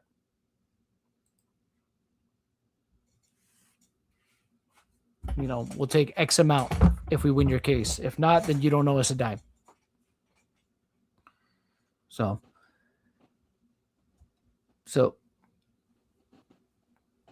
plaintiffs incorporate the foregoing allegations as though fully set forth herein. Okay. All right, go ahead. I'm back, John. It is generally legal for a law firm to loan out money if the loan is completely unrelated to any legal case or client representation.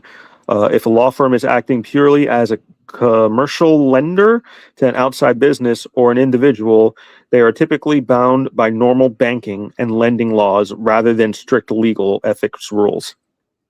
So unethical if they do it for a client, but not if they do it for somebody else, basically, if they're not representing. Yeah, it's unrelated to any legal case or client representation. Yeah, that makes sense. Yeah. Yep, there is a fundraiser for Ben. We'll go ahead and link it in the chat. Shoot it if now. one of the Shoot mods it. wants to link it. Yeah, thank you, mods. But we'll continue on here. So co-defendants conspired together to intentionally and maliciously engage in the foregoing misconduct with the express purpose of inflicting severe emotional distress to plaintiffs, their employees, franchisees, and family members in furtherance of the enterprise. The misconduct was extreme and outrageous, exceeding all bounds tolerated in a civilized society and going beyond all possible bounds of decency.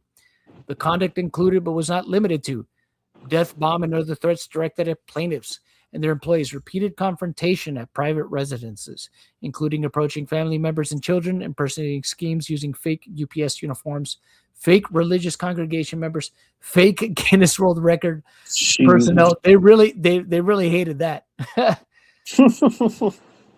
Oh man. Fake and fake investigators to gain access to residents and workplaces, surveillance, and filming into homes using concealed cameras. And that's one that I think is yet to be ruined. So, or yet to be proved, I should say. So thank you. Not Josh Law from doing exactly that. Never would they have. I guess we'll see. All right, let's see. Surveillance and filming. And okay. Threats to ruin plaintiffs' lives.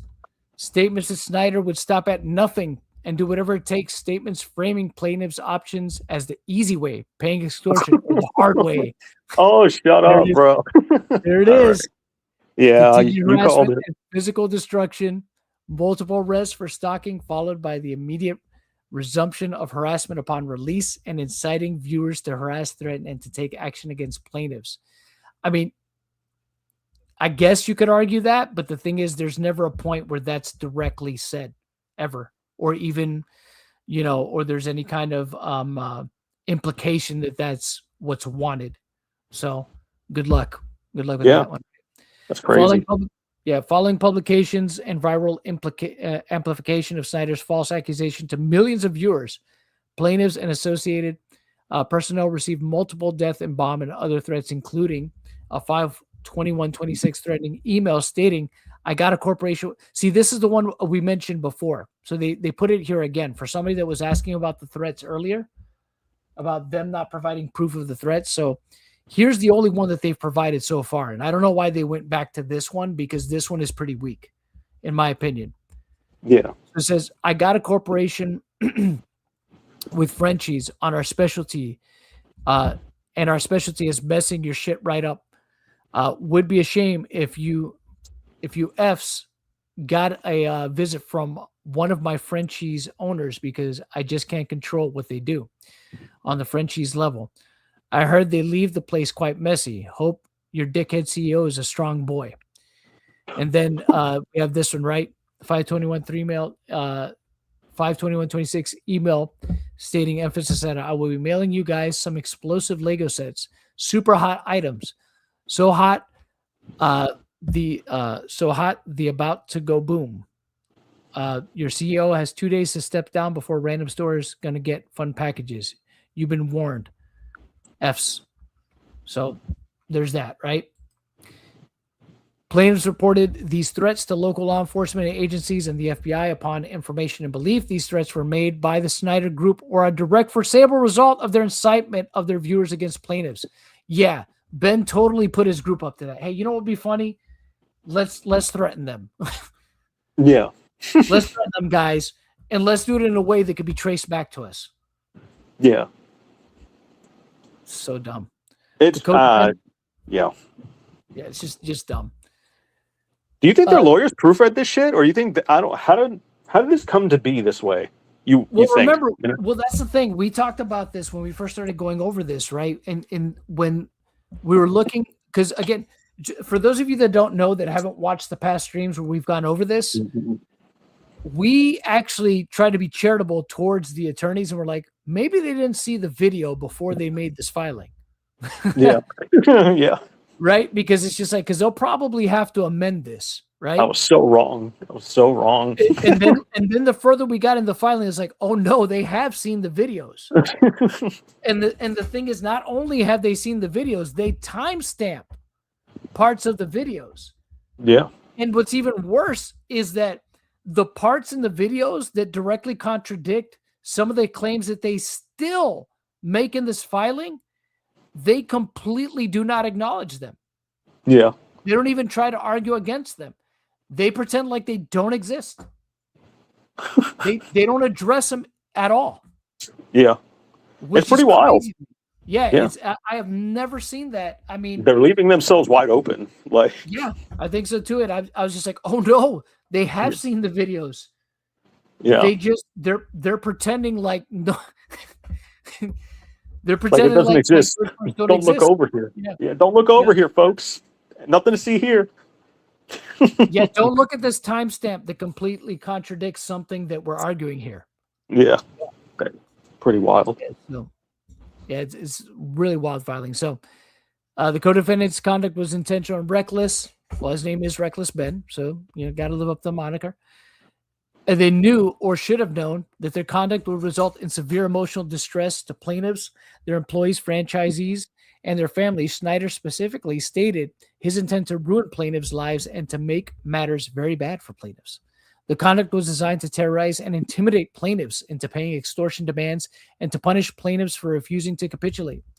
As a direct and proximate result of co-defendants' extreme and outrageous conduct, plaintiffs, their employees, franchisees, and family members have suffered severe emotional distress, including fear for their physical safety, anxiety, and psychological harm. By reason of the foregoing misconduct, plaintiffs are entitled to an award against co-defendants of actual consequential and incidental damages, including damages for severe emotional distress, anxiety, fear, psychological harm, medical and counseling expenses, lost productivity, and interference with quality of life for their outrageous conduct, and to deter similar conduct in the future in the amount to be proven at trial, together with pre- and post-judgment interest therein, plus punitive damages, attorney's fees, costs, and permanent injunctive relief prohibiting further trespass upon any plaintiff's properties of the residents of their employees, franchisees, or family members.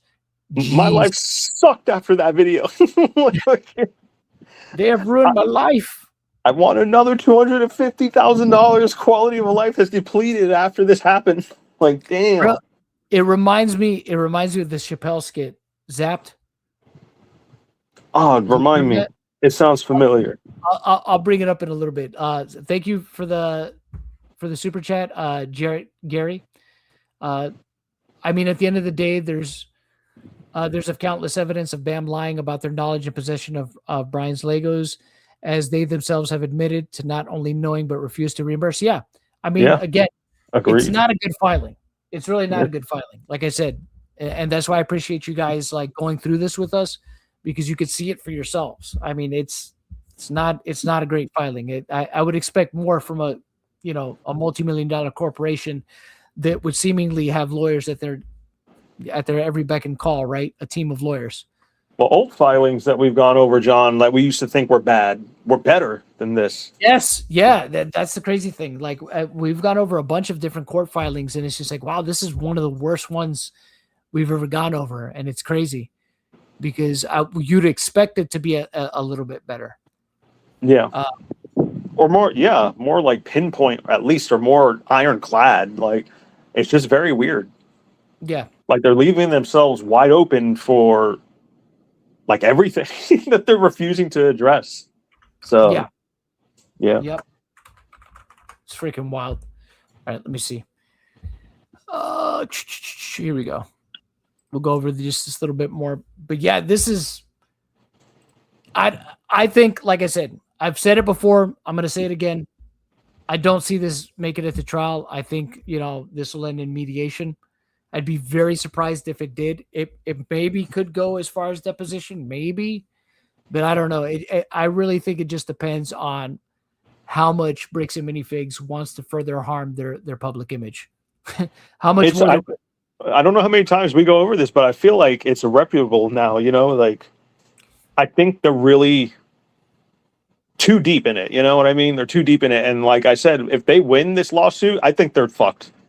Yeah. And if they lose the lawsuit, they're also fucked, Yeah. Yeah. So I think that too. Well, here's the thing. I think I think they're less fucked if they lose. So let's say they win and they're awarded damages, right? Yeah. I think that they'll lose a lot more money. They've already probably lost a lot more money in the long run than what it was worth. Damages, than what it was worth. So the I don't irony, John. Yeah, that's why I don't think it's worth it for them at all. I think that's what I'm saying. Yeah, they'd be better off just cutting their losses with it. So, but what I know,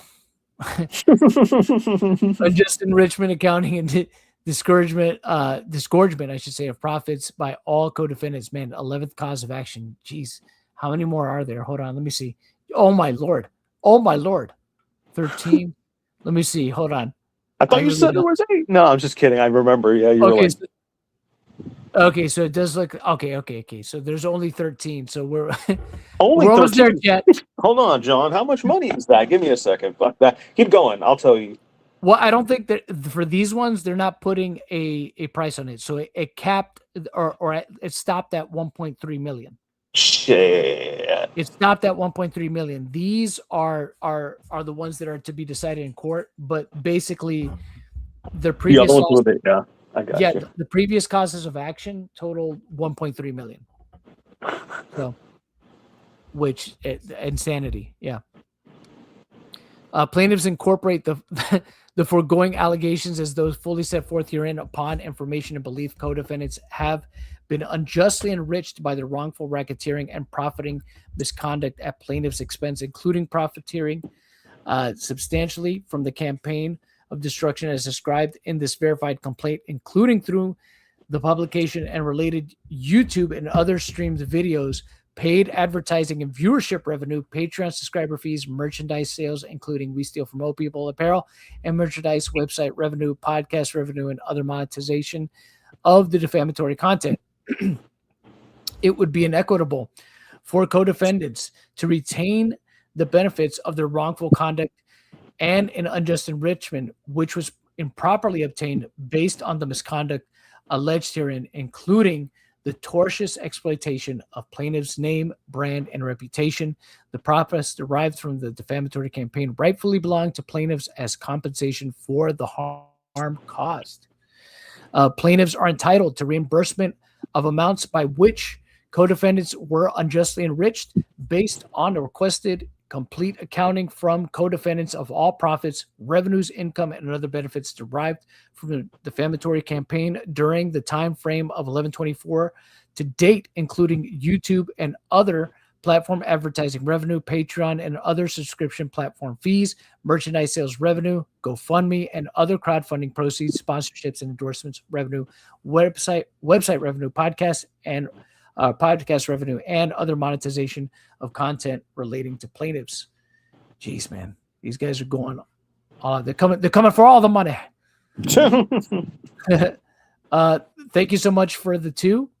Rogue Turtle. We can all agree how corrupt those cops were. Evil. Oh yeah, we're gonna get to the cops on a future stream. I'm gonna go over the police reports and stuff that were filed, the ones that I could at least get my hands on to see what they put in their reports, see if they fluffed them up a little bit more, right?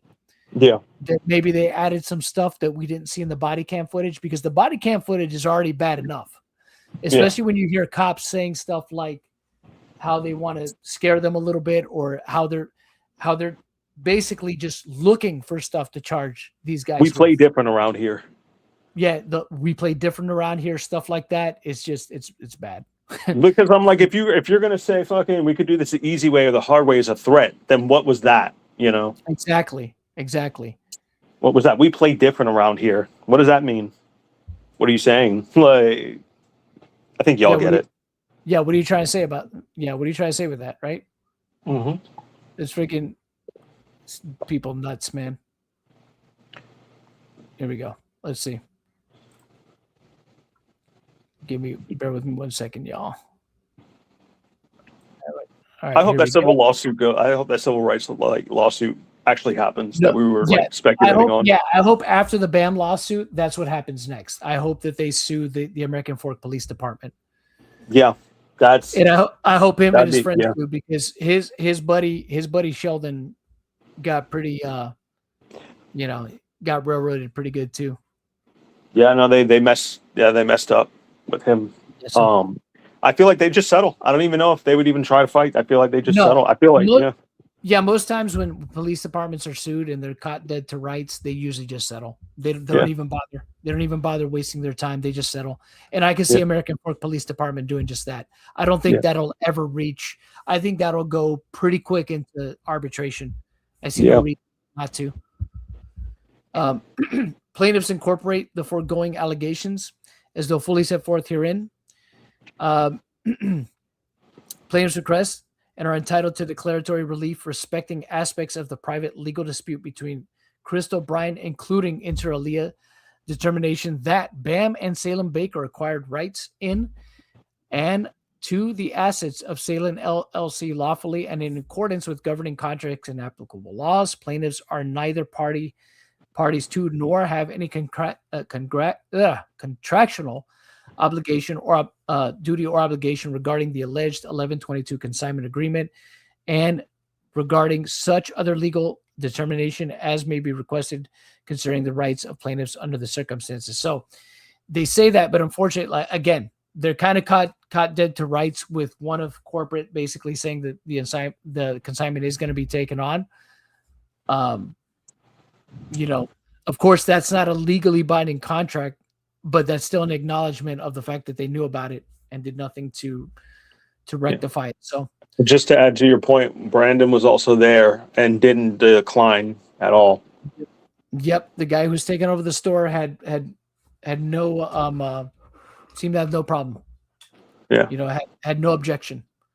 So okay, so then we have plaintiffs incorporate the foregoing allegations as though fully set forth herein. Co-defendants conspired together to intentionally and maliciously engage in the foregoing misconduct and acted with reckless disregard of the law, the truth and the rights of plaintiffs and innocent third parties, and the severe and foreseeable consequences of their unlawful conduct.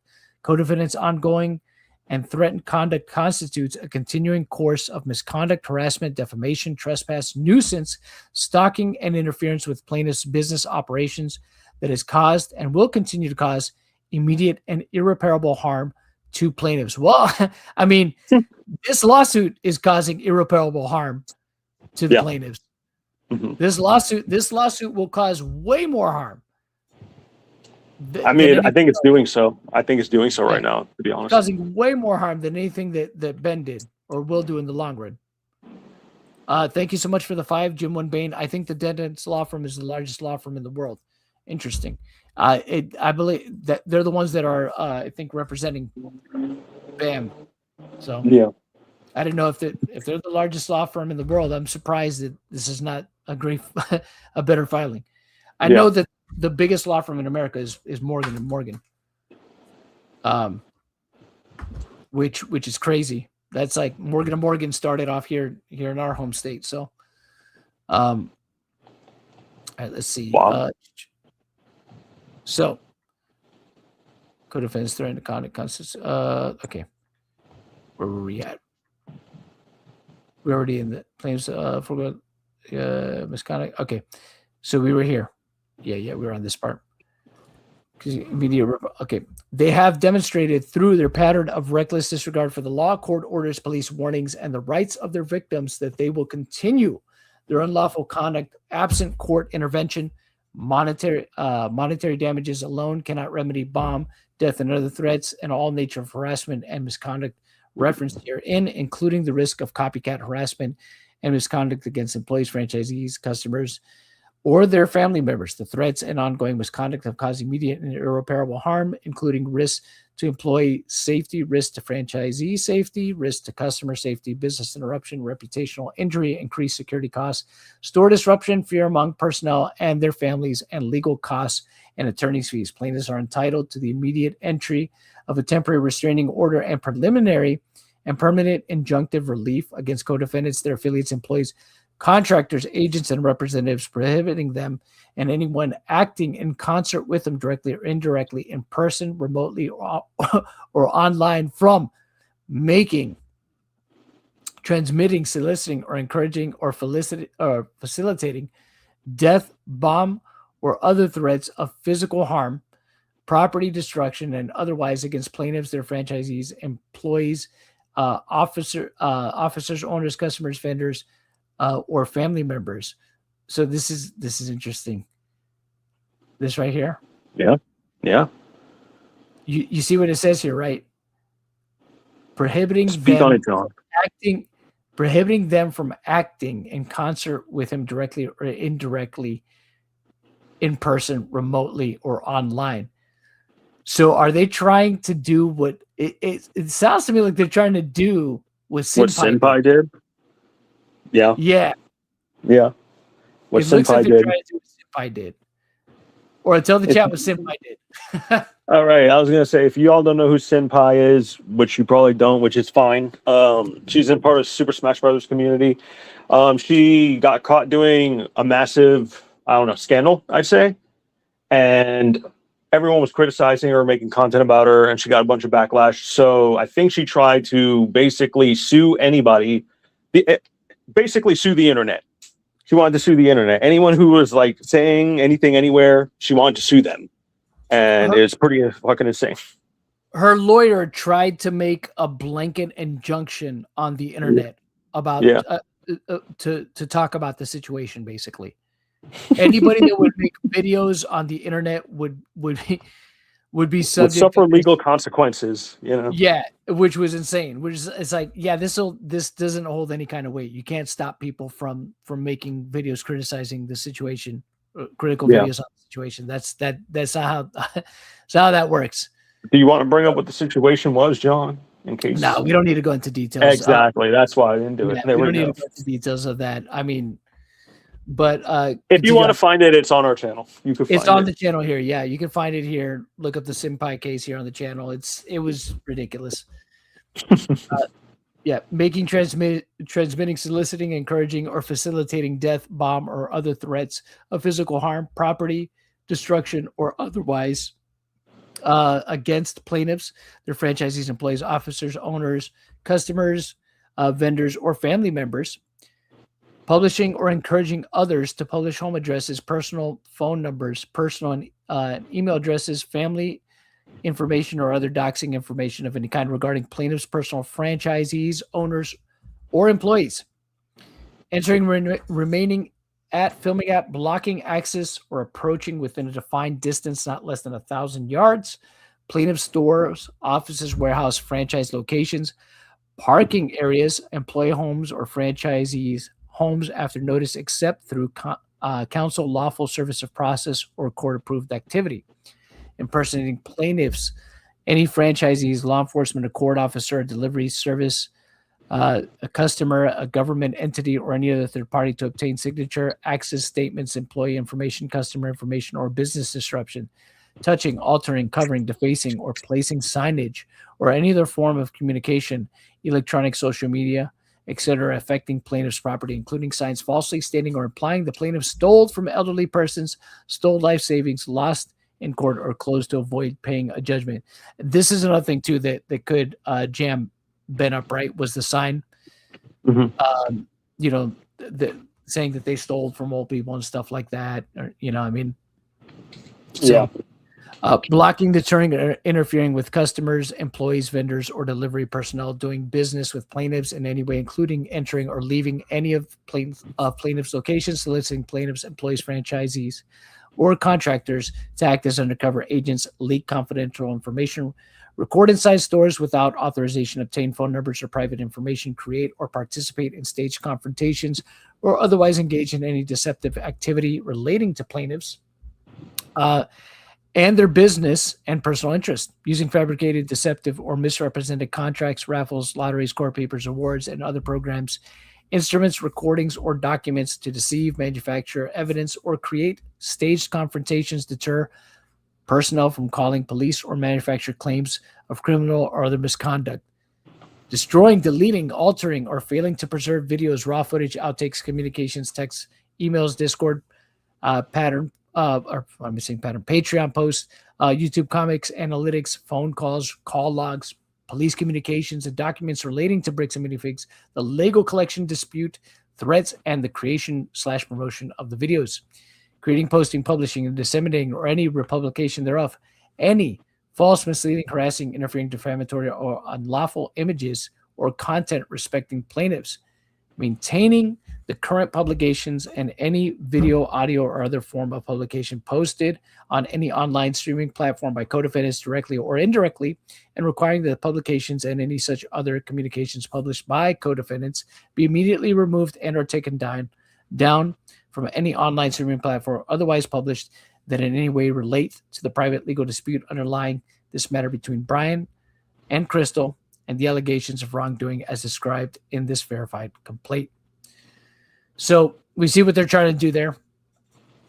obviously, and that's where Ben's at the point, like, you know, not being able to talk any further about it, not make any videos on it. Yeah. So preservation demand. And remember that the TRO was basically it went through. It's so Ben's gonna be withholding to that until, you know, he can actually file a motion against it. Plaintiffs demand that co-defendants and all parties and persons acting in concert with them immediately preserve and retain all evidence relating to the matters described herein, including but not limited to all videos, raw footage, outtakes, communication, texts, emails, Discord, Patreon posts, YouTube comments, analytics, phone calls, call logs, police communications, and documents relating to BAM, the legal collection, dispute, threats, and creation, promotion of the videos. Any destruction, alteration, or deletion of such evidence may result in sanctions, including adverse inference, instructions, and separate claims for spoliation. So, what they're basically, the people that are part of Ben's crew, they're going to have to preserve all their stuff too. You know, once they're named in this. So, and anybody that appeared in those videos, they're going to be expected to preserve everything that they have: emails, text messages, videos, all the stuff they got. Pursuant to Utah CivP, plaintiffs state that the claims for relief involve a request for damages in excess of $300,000 and therefore qualify for Tier 3 discovery as defined in Utah CivP, prayer for relief. Wherefore, plaintiffs respectfully request that a judgment be entered in their favor against co-defendants jointly and what is that? Severely? That's not severely. I can't see it, John. I can't see it. It's way too small for me. Yeah, it's not severally of each cause of action. Okay. Severally, I guess.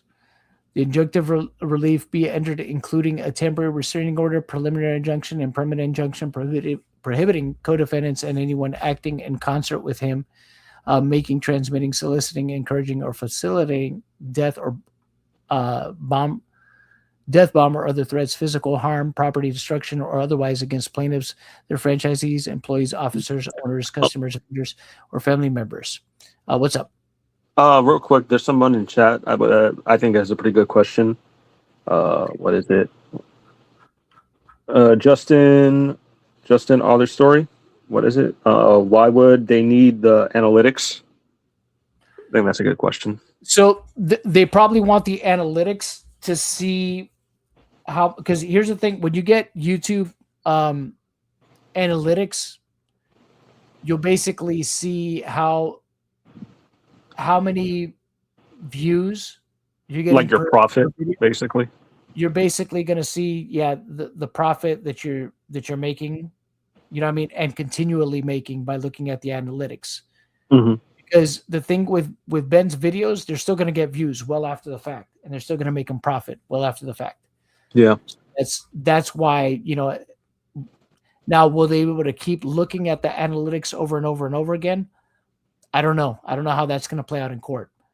But it's I'm sure it's going to give him a rough idea of how much money he's made for those videos.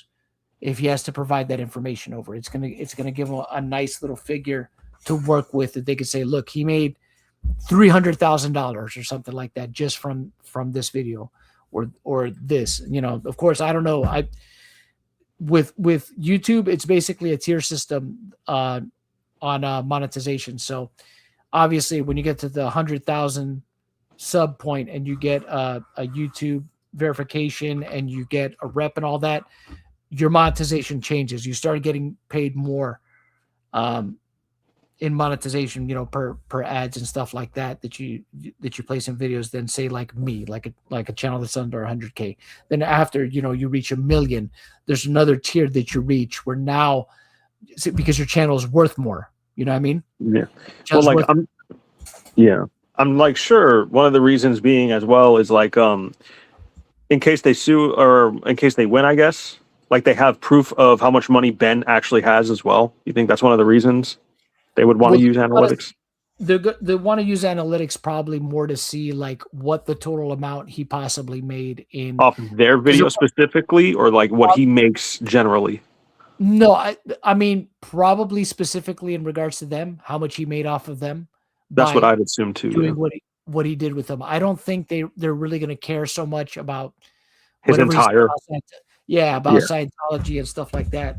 I mean, they might care what he makes overall, like saying, "Oh, he does have money. Look at all this money he's making on his videos and stuff like that." But really, I mean, Ben was, I think, at 400,000 subs before this whole thing started. Yeah. He didn't cross 1 million until after his After videos this whole thing. after Well, his videos started going viral. Yeah, and I think that's kind of what they're trying to prove, right? Or that's what they're kind of saying. Yeah. Like he So- basically did this to us to get views, so therefore showing the analytics to prove that we got him these views. That we got Is his that view. what- And You and think look that's how what they're much- trying? Yeah, like because they could Yeah. run it that way as well. I would think so. And look how much money he made off of defaming us, off of doing all this stuff to us. Yeah. Doing this to our store. Literally committing crimes, doing all this stuff. Harassing us. All that. Yeah. Yeah. That's probably So, what they're yeah. going to try and argue. Yeah. Let me see.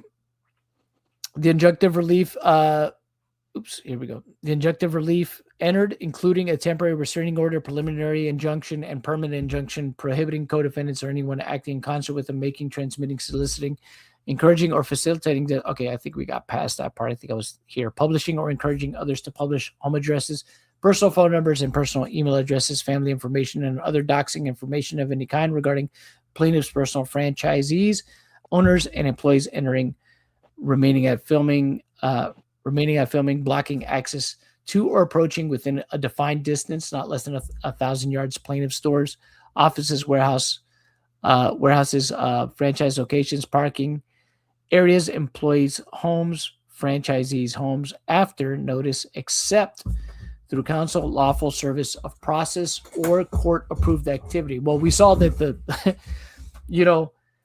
that obviously even lawful service of process, was not a something they not were easy gonna allow. endeavor. Was Yeah. not something that they were going to allow. So it's funny that it's in this filing. Yeah. Except for the service of process, there should be no reason why anybody on their behalf should be coming over here. That Okay? whole section about like people's personal info and stuff. I was like, damn, the AFPD really fucked people over too, really bad. Like, Yeah, they did. Sheesh. Well, apparently the FPD, that guy Sheldon, because of the leaked footage, that guy Sheldon, I think his personal information got out there. Apparently, I mean, yeah. How many IDs did they take? Yeah, a lot of his personal information got out there. He made a video about it on his channel. If you guys want to check it out, Sheldon Norcross's channel, he talks about it. So, Link, I mean- any mods? Throw a link in there, please. Thank you. if anybody wants to put a link for Sheldon Norcross's channel, he's the guy who was in the videos with Ben. So, yeah, let me see how much longer this is here. Okay, I'll get to the point of verification, and then we'll go ahead and wind down the stream and call it. Then we'll take a couple questions from the chat, and then we'll go ahead and wrap it up for tonight. So notice accept through console. Yeah, so this is where we're at.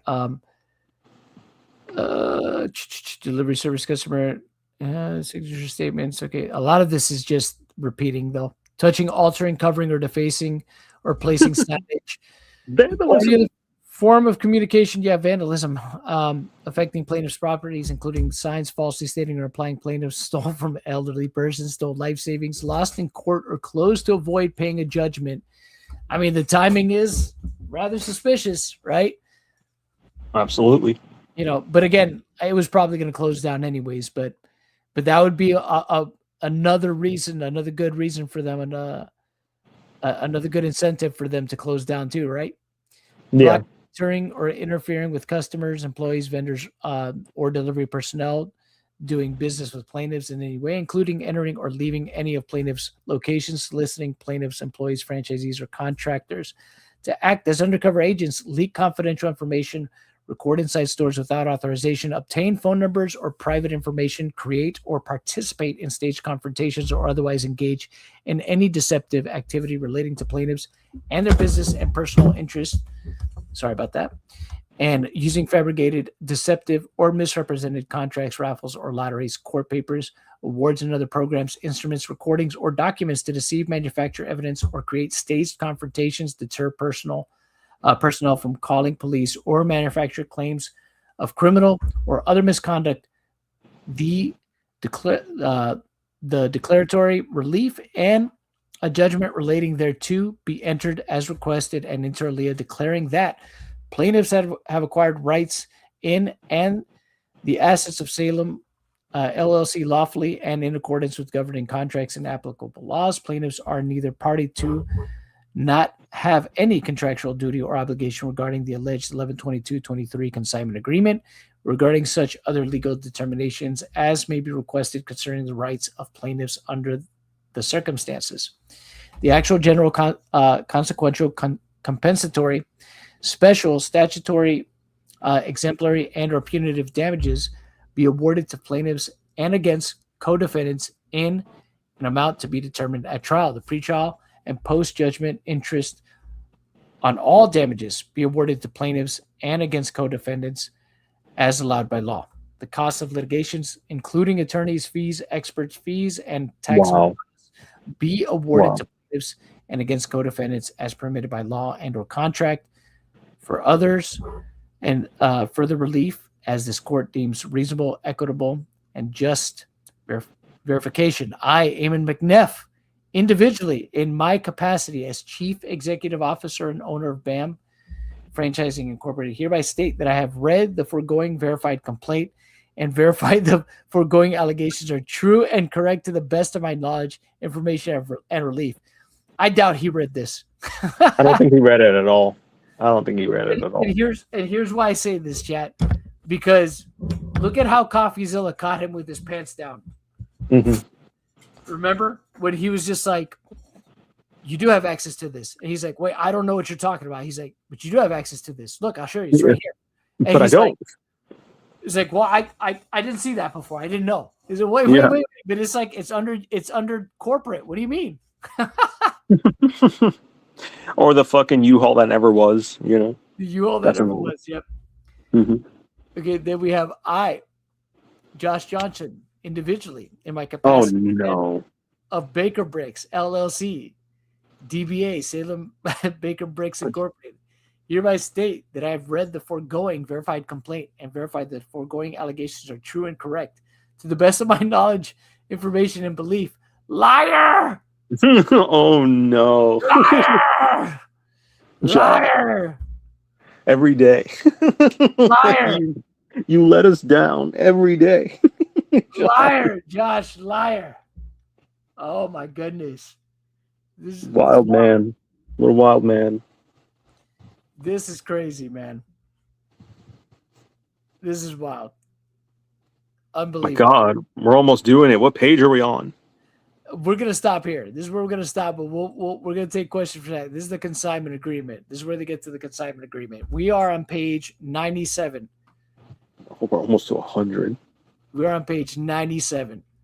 But this is where we'll stop in terms of the lawsuit. We'll talk a little bit in chat. We'll take a few questions in chat, but we'll probably wrap it up here soon. This has gone pretty far, but this is crazy, man. Oh my goodness. This is crazy. The fact that, could you imagine if they did this all like on camera, if this was all just like verbal stuff that they had to do? Yeah, no, I can imagine. Josh saying this with a straight face. Oh yeah, I'm telling the truth. Yeah. Yeah. I'm telling the truth. Yeah. I promise. I will screw you. Yeah. That's not who I am. That's not who I am. I didn't take anything, Your Honor. I promise. I fucking just right. Yes, sir. Yeah. Okay. That's not who I am, Your Honor. Yeah. Did you tell him that you give it back, but you just didn't want to? No. I was emotional. Like fucking, it was over. I didn't mean it when I said it. Pretty crazy. He's emotional. He is. Oh my God. No, it just here's where Bam is at, guys. Okay. Here's where Bam is at. They need to drop the lawsuit. That's where they're at, in my opinion. Because they're not. This is. Well, wasn't Eamon telling Brian to come to the table, and now he's suing him too in this filing with Ben? Well, Brian is named in this lawsuit. Yeah, that's what I'm saying. While he's like he's like, oh, please come to. Remember, he did that like last week sometime. You don't remember him doing that? Well, he was trying to come. He wanted to come to the table with him, but I guess Brian wasn't having it, so he's like, "Well, screw you. We're going to sue you then." I think they. I wonder. Fall through. Because I feel like they. I feel like he said that, but they fucking filed the suit anyway. Like they already had it. Like. So here's what happened. The suit was filed before that. Yeah. But then Eamon was saying, "Well, we'd like to come to the table with him, right?" And like never took down. Yeah. And presumably, what would happen is if they came to some kind of agreement, that they would basically not sue him. They would basically. Yeah, that's what I was thinking too. But then I guess Brian told them to shove it, and they said, well, okay, well, we're going to sue you then. You remember the video where they demanded, like, what is it, Brian apologize? And basically be like, I don't know if they said, like, say it's all your fault, but, like, they were like, you have to apologize to us, like, make a public apology and some shit. Yeah. Remember that? Yeah, but remember, they made the fake video, which was great. Yeah. But Bam is, oh, gosh, man. They're so dumb. They shouldn't have done this. Yeah. This just made it worse. So, all right. I wonder what else is going to be in there. But yeah, go ahead. Yeah, but all right. So we'll take a couple questions from the chat, and then we're going to go ahead and wrap it up. But I'm also going to highlight some chats here that I thought. Let me see. Just asking the cop to peek at the fake papers. The cop could have used that to serve Josh, fake or not. Josh playing the cops for the fools should be a crime as well. Well, the thing is, we addressed that too in an earlier stream. Oh, and by the way, for those of you that are here, appreciate you guys. Yes, thank you. Would love if you would subscribe, hit the notifications so you guys always know when we're going to go live, because we're going to, we've been streaming just about every night. We'll probably won't stream on Sunday night. As usually, we got to take at least one day off. But but I've been trying to upload daily at least. Whatever I find out or any kind of pertinent information that I go over that I think is worth mentioning, I might make a video of. But in regards to this though, in regards to what No Biden says here, I like that name. So, we addressed this actually. So yeah, the cop was absolutely covering for Josh in that instance, because even though Josh was saying, "Oh, they're fake," but remember, in another one of the videos, Josh tells that cop to bring him the papers. "Oh, they're fake anyways, but just bring them to me." So the cop does that. Remember, the cop says to Ben, he goes, "Look, I'll just serve the papers for you." Right? Takes the papers from Ben. Yeah. Then at one point, Josh asked him. He asked him for a peek. Yeah. And he should have handed them over right then and there, because he said he was going to serve them anyways. But he's like, then that puts me in a spot. And he's just like, dude, you said you would serve the papers. Yeah. And if they're fake, like Josh is claiming, why are you worried about being in a spot? Why? Because obviously the cop knew that he's being recorded on body cam footage. He knows that that's going to be him serving Josh with papers. And he didn't want to catch no heat after the fact. Yeah. You know what I mean? He covered for him. Yeah. Yeah. So it's just like it's horrible. Corruption. I mean, just very inappropriate for police to do. No, you know what the thing is? That's unredacted. That's actually unredacted. He straight up. He straight up is just like, if I give you this, that'll kind of put me in a spot. That's literally what he says to Josh. Yeah, it's very clear. Very clear. He basically is like doing the whole Jedi thing, like, you don't want these papers. Yeah. These are not the papers you're looking for. That's where the whole meme thing with the cops hugging Josh comes from. Mm-hmm. No. For that, it's from them protecting him. Yeah. Yeah. So, let me see if there's any questions in chat. Okay. I was watching another YouTuber earlier, and she found Josh was listed as a counsel in BAM's public filing. Is there a conflict of interest with the lawyer group? As far as I know, I mean, if that's true, I would assume it would be. But the thing is, as far as I'm aware, I don't know. I know that Josh worked with lawyers and stuff like that. Mhm. I'm not sure if Josh is a lawyer.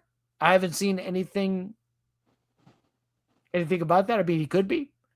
I mean, but, Yeah, I don't know if he is or not, but if it's true, I would feel like it would be a conflict of interest because it's his, it's his own personal thing. I don't know. yeah, I think it would be if that's the case. So, Yeah. Gostrick says, y'all, I don't think BAM has real lawyers. Tell me who the company are, and I'll go look right now. They're literally on Twitter arguing with people. Oh, sheesh. Ben, No. yeah, so according to Ethan Klein, he talked to Ben. Ben does have a lawyer. So that's the I'm sure in the next following days we'll get more confirmation on that. But yeah, that's the first person that's confirmed that. Yeah, that he obtained an attorney. That he obtained an attorney, right? And look, however you feel about Ethan Klein, I'm not a fan. Not a fan of the guy either. But I mean, I see no reason for Ben to lie to him, or him to lie about Ben saying that, right? So It'd be weird if he did, just Yeah, make that Ben- up. Like, Ben seems like a pretty forthright guy. I don't see any reason for him to lie about it either. So Yeah. I'm confused. What is Bam alleging that Brian did? So what they're alleging is that he conspired with Ben to do all these horrible things that happened to them. And thank you for the $2, by the way, Sam Tornado. Appreciate it. But that's basically they're why saying, he's he's like behind the scenes, like helping Ben do this stuff. It's like his ideas. They basically accuse Crystal as well of conspiring, but the thing is, she's not named in the lawsuit because she's already in a lawsuit with them. So Interesting stuff. yeah, this is my understanding too as well. None of them are lawyers, but all of them like affiliating with law and representing themselves to seem legit, but of course not enough mostly to actually get in trouble. Like I said, if he's actually like a registered lawyer in the state of Utah, I would like to see proof of that. I know that legally mine, from my understanding, was like some kind of like asset type of protection. They did like asset protection and a bunch of other stuff for companies. And both of them, both Eamon and Josh, worked for them, but they no longer work for them. Yeah. At one point, I believe Eamon was like president and Josh was like an executive director of that company. And there is stuff, there's stuff out there that does prove that, like employment that does prove that. So, let's see. Let me see. I actually meant to get this one, so I couldn't even find a complaint with it. NLBR, corporate America are untouchable. So the Yeah, I previous swear it seems like it.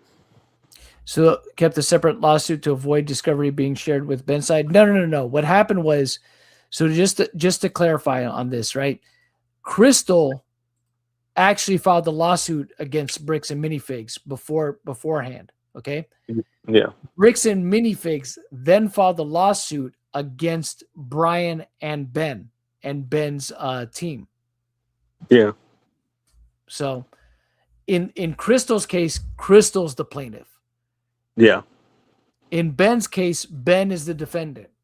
Yeah. Ben and Brian are the defendants, and Bricks and Minifigs are the plaintiffs. Yeah, because Ben and Brian are being sued and Crystal is suing. Yeah. Yeah. Yep. So Boom bam. If these other, I mean, more than likely, that's the most likely outcome anytime, you know, me and Aura have looked over cases and stuff, that's usually what ends up happening. Usually, it usually almost all of them usually end in settlement. Settlement, yeah. If they don't get dismissed, they end in some kind of settlement. Yeah. So, and I could see a scenario. So here's my prediction on this one. I think that they'll settle their case with Ben. There could be a point where they get some degree of damages, maybe, or maybe all they'll want Ben to do as a term of settlement is maybe they'll Remove want his a clean videos. break, is just have him remove all his videos. But Yeah. your videos are going to continue to do damage to our brand. Just take down all the videos you made about us, and we'll just call it a clean slate. Whatever you go No. do, don't ever mention us again. Stay out of our business, and we're good. And the reason I think they want his videos taken down too is that they also went after his Patreon where his videos are also posted, you know? Yes.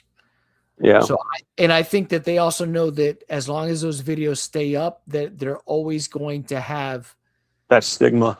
that stigma over them. You know what I mean? Because more people are going to find those videos, you know what I mean, over time. Eventually the story is going to die down. It's inevitable, right? But they probably don't want there to be something out there that's going to remind people, right? Especially if they're going to try to rebuild their brand and rebuild public trust. They're not going to want that to be out there. As a thorn Well, in I'm their- sure if you Google bricks and minifigs right now, I'm sure a lot of Ben stuff comes up. Like, I wonder I'll Yep. just look. Let me see. Yeah, I'm sure. So, Minifigs. all right, let's see. Breaking Crystal- down utterly insane Lego. So- Yeah, no, it's Yeah, but bro, you're so- John, it's bad. I'm Yeah. sorry. It's bad, John. It's just nothing but negative coverage all over fucking Google. See, that's what I'm saying. That's where it's at. So, Yeah. I'm But sorry, yeah. please continue. Yeah. no, I think we're good. I think we'll go to wrap it, but I'm going to leave you guys with this. But hope you guys will again subscribe, like the video, share them around. Appreciate it. But I'm going to leave you guys with this because I think this is going to be the end result. I think this is going to be the end result for bricks and minifigs. Okay. Is this right here? Oh wow. That's Yeah. funny. Chappelle, you have ruined my life. I think that's going to be the end result right there. Yeah, You've Yeah. ruined my life. And Ben getting Yeah. the last laugh. I can see it. That's funny. That's bricks and minifigs. You've ruined my life. Yeah. I feel like that's the lawsuit right now. Yeah. Yeah. I Oh think yeah. that's what it be. So, because that's where it's at right now. So, but yeah, I appreciate all y'all in the chat. Thank you very much. Hope you guys will tune into the next stream. Like I said, we're gonna keep covering this until people are held accountable, no matter how long it takes. I mean, in court cases can take a while. So Yeah. we're gonna keep covering this, and I hope that once this one is wrapped, that they go after the American Fork Police Department and hold I them do as well. to fire. So I do too. yep. So just keep it here, guys. Subscribe so you're kept up to date on whatever new developments come out. We're gonna try our best to be up to date with all that stuff. Make sure you guys are getting the information. So, hope you guys will stick with us on this journey. But Yep. appreciate you guys. Thank you for joining us this fine Friday evening when you could have Thank been. you for hanging out. Have a Yep. good night. Thank you very much. You'll have a fantastic night.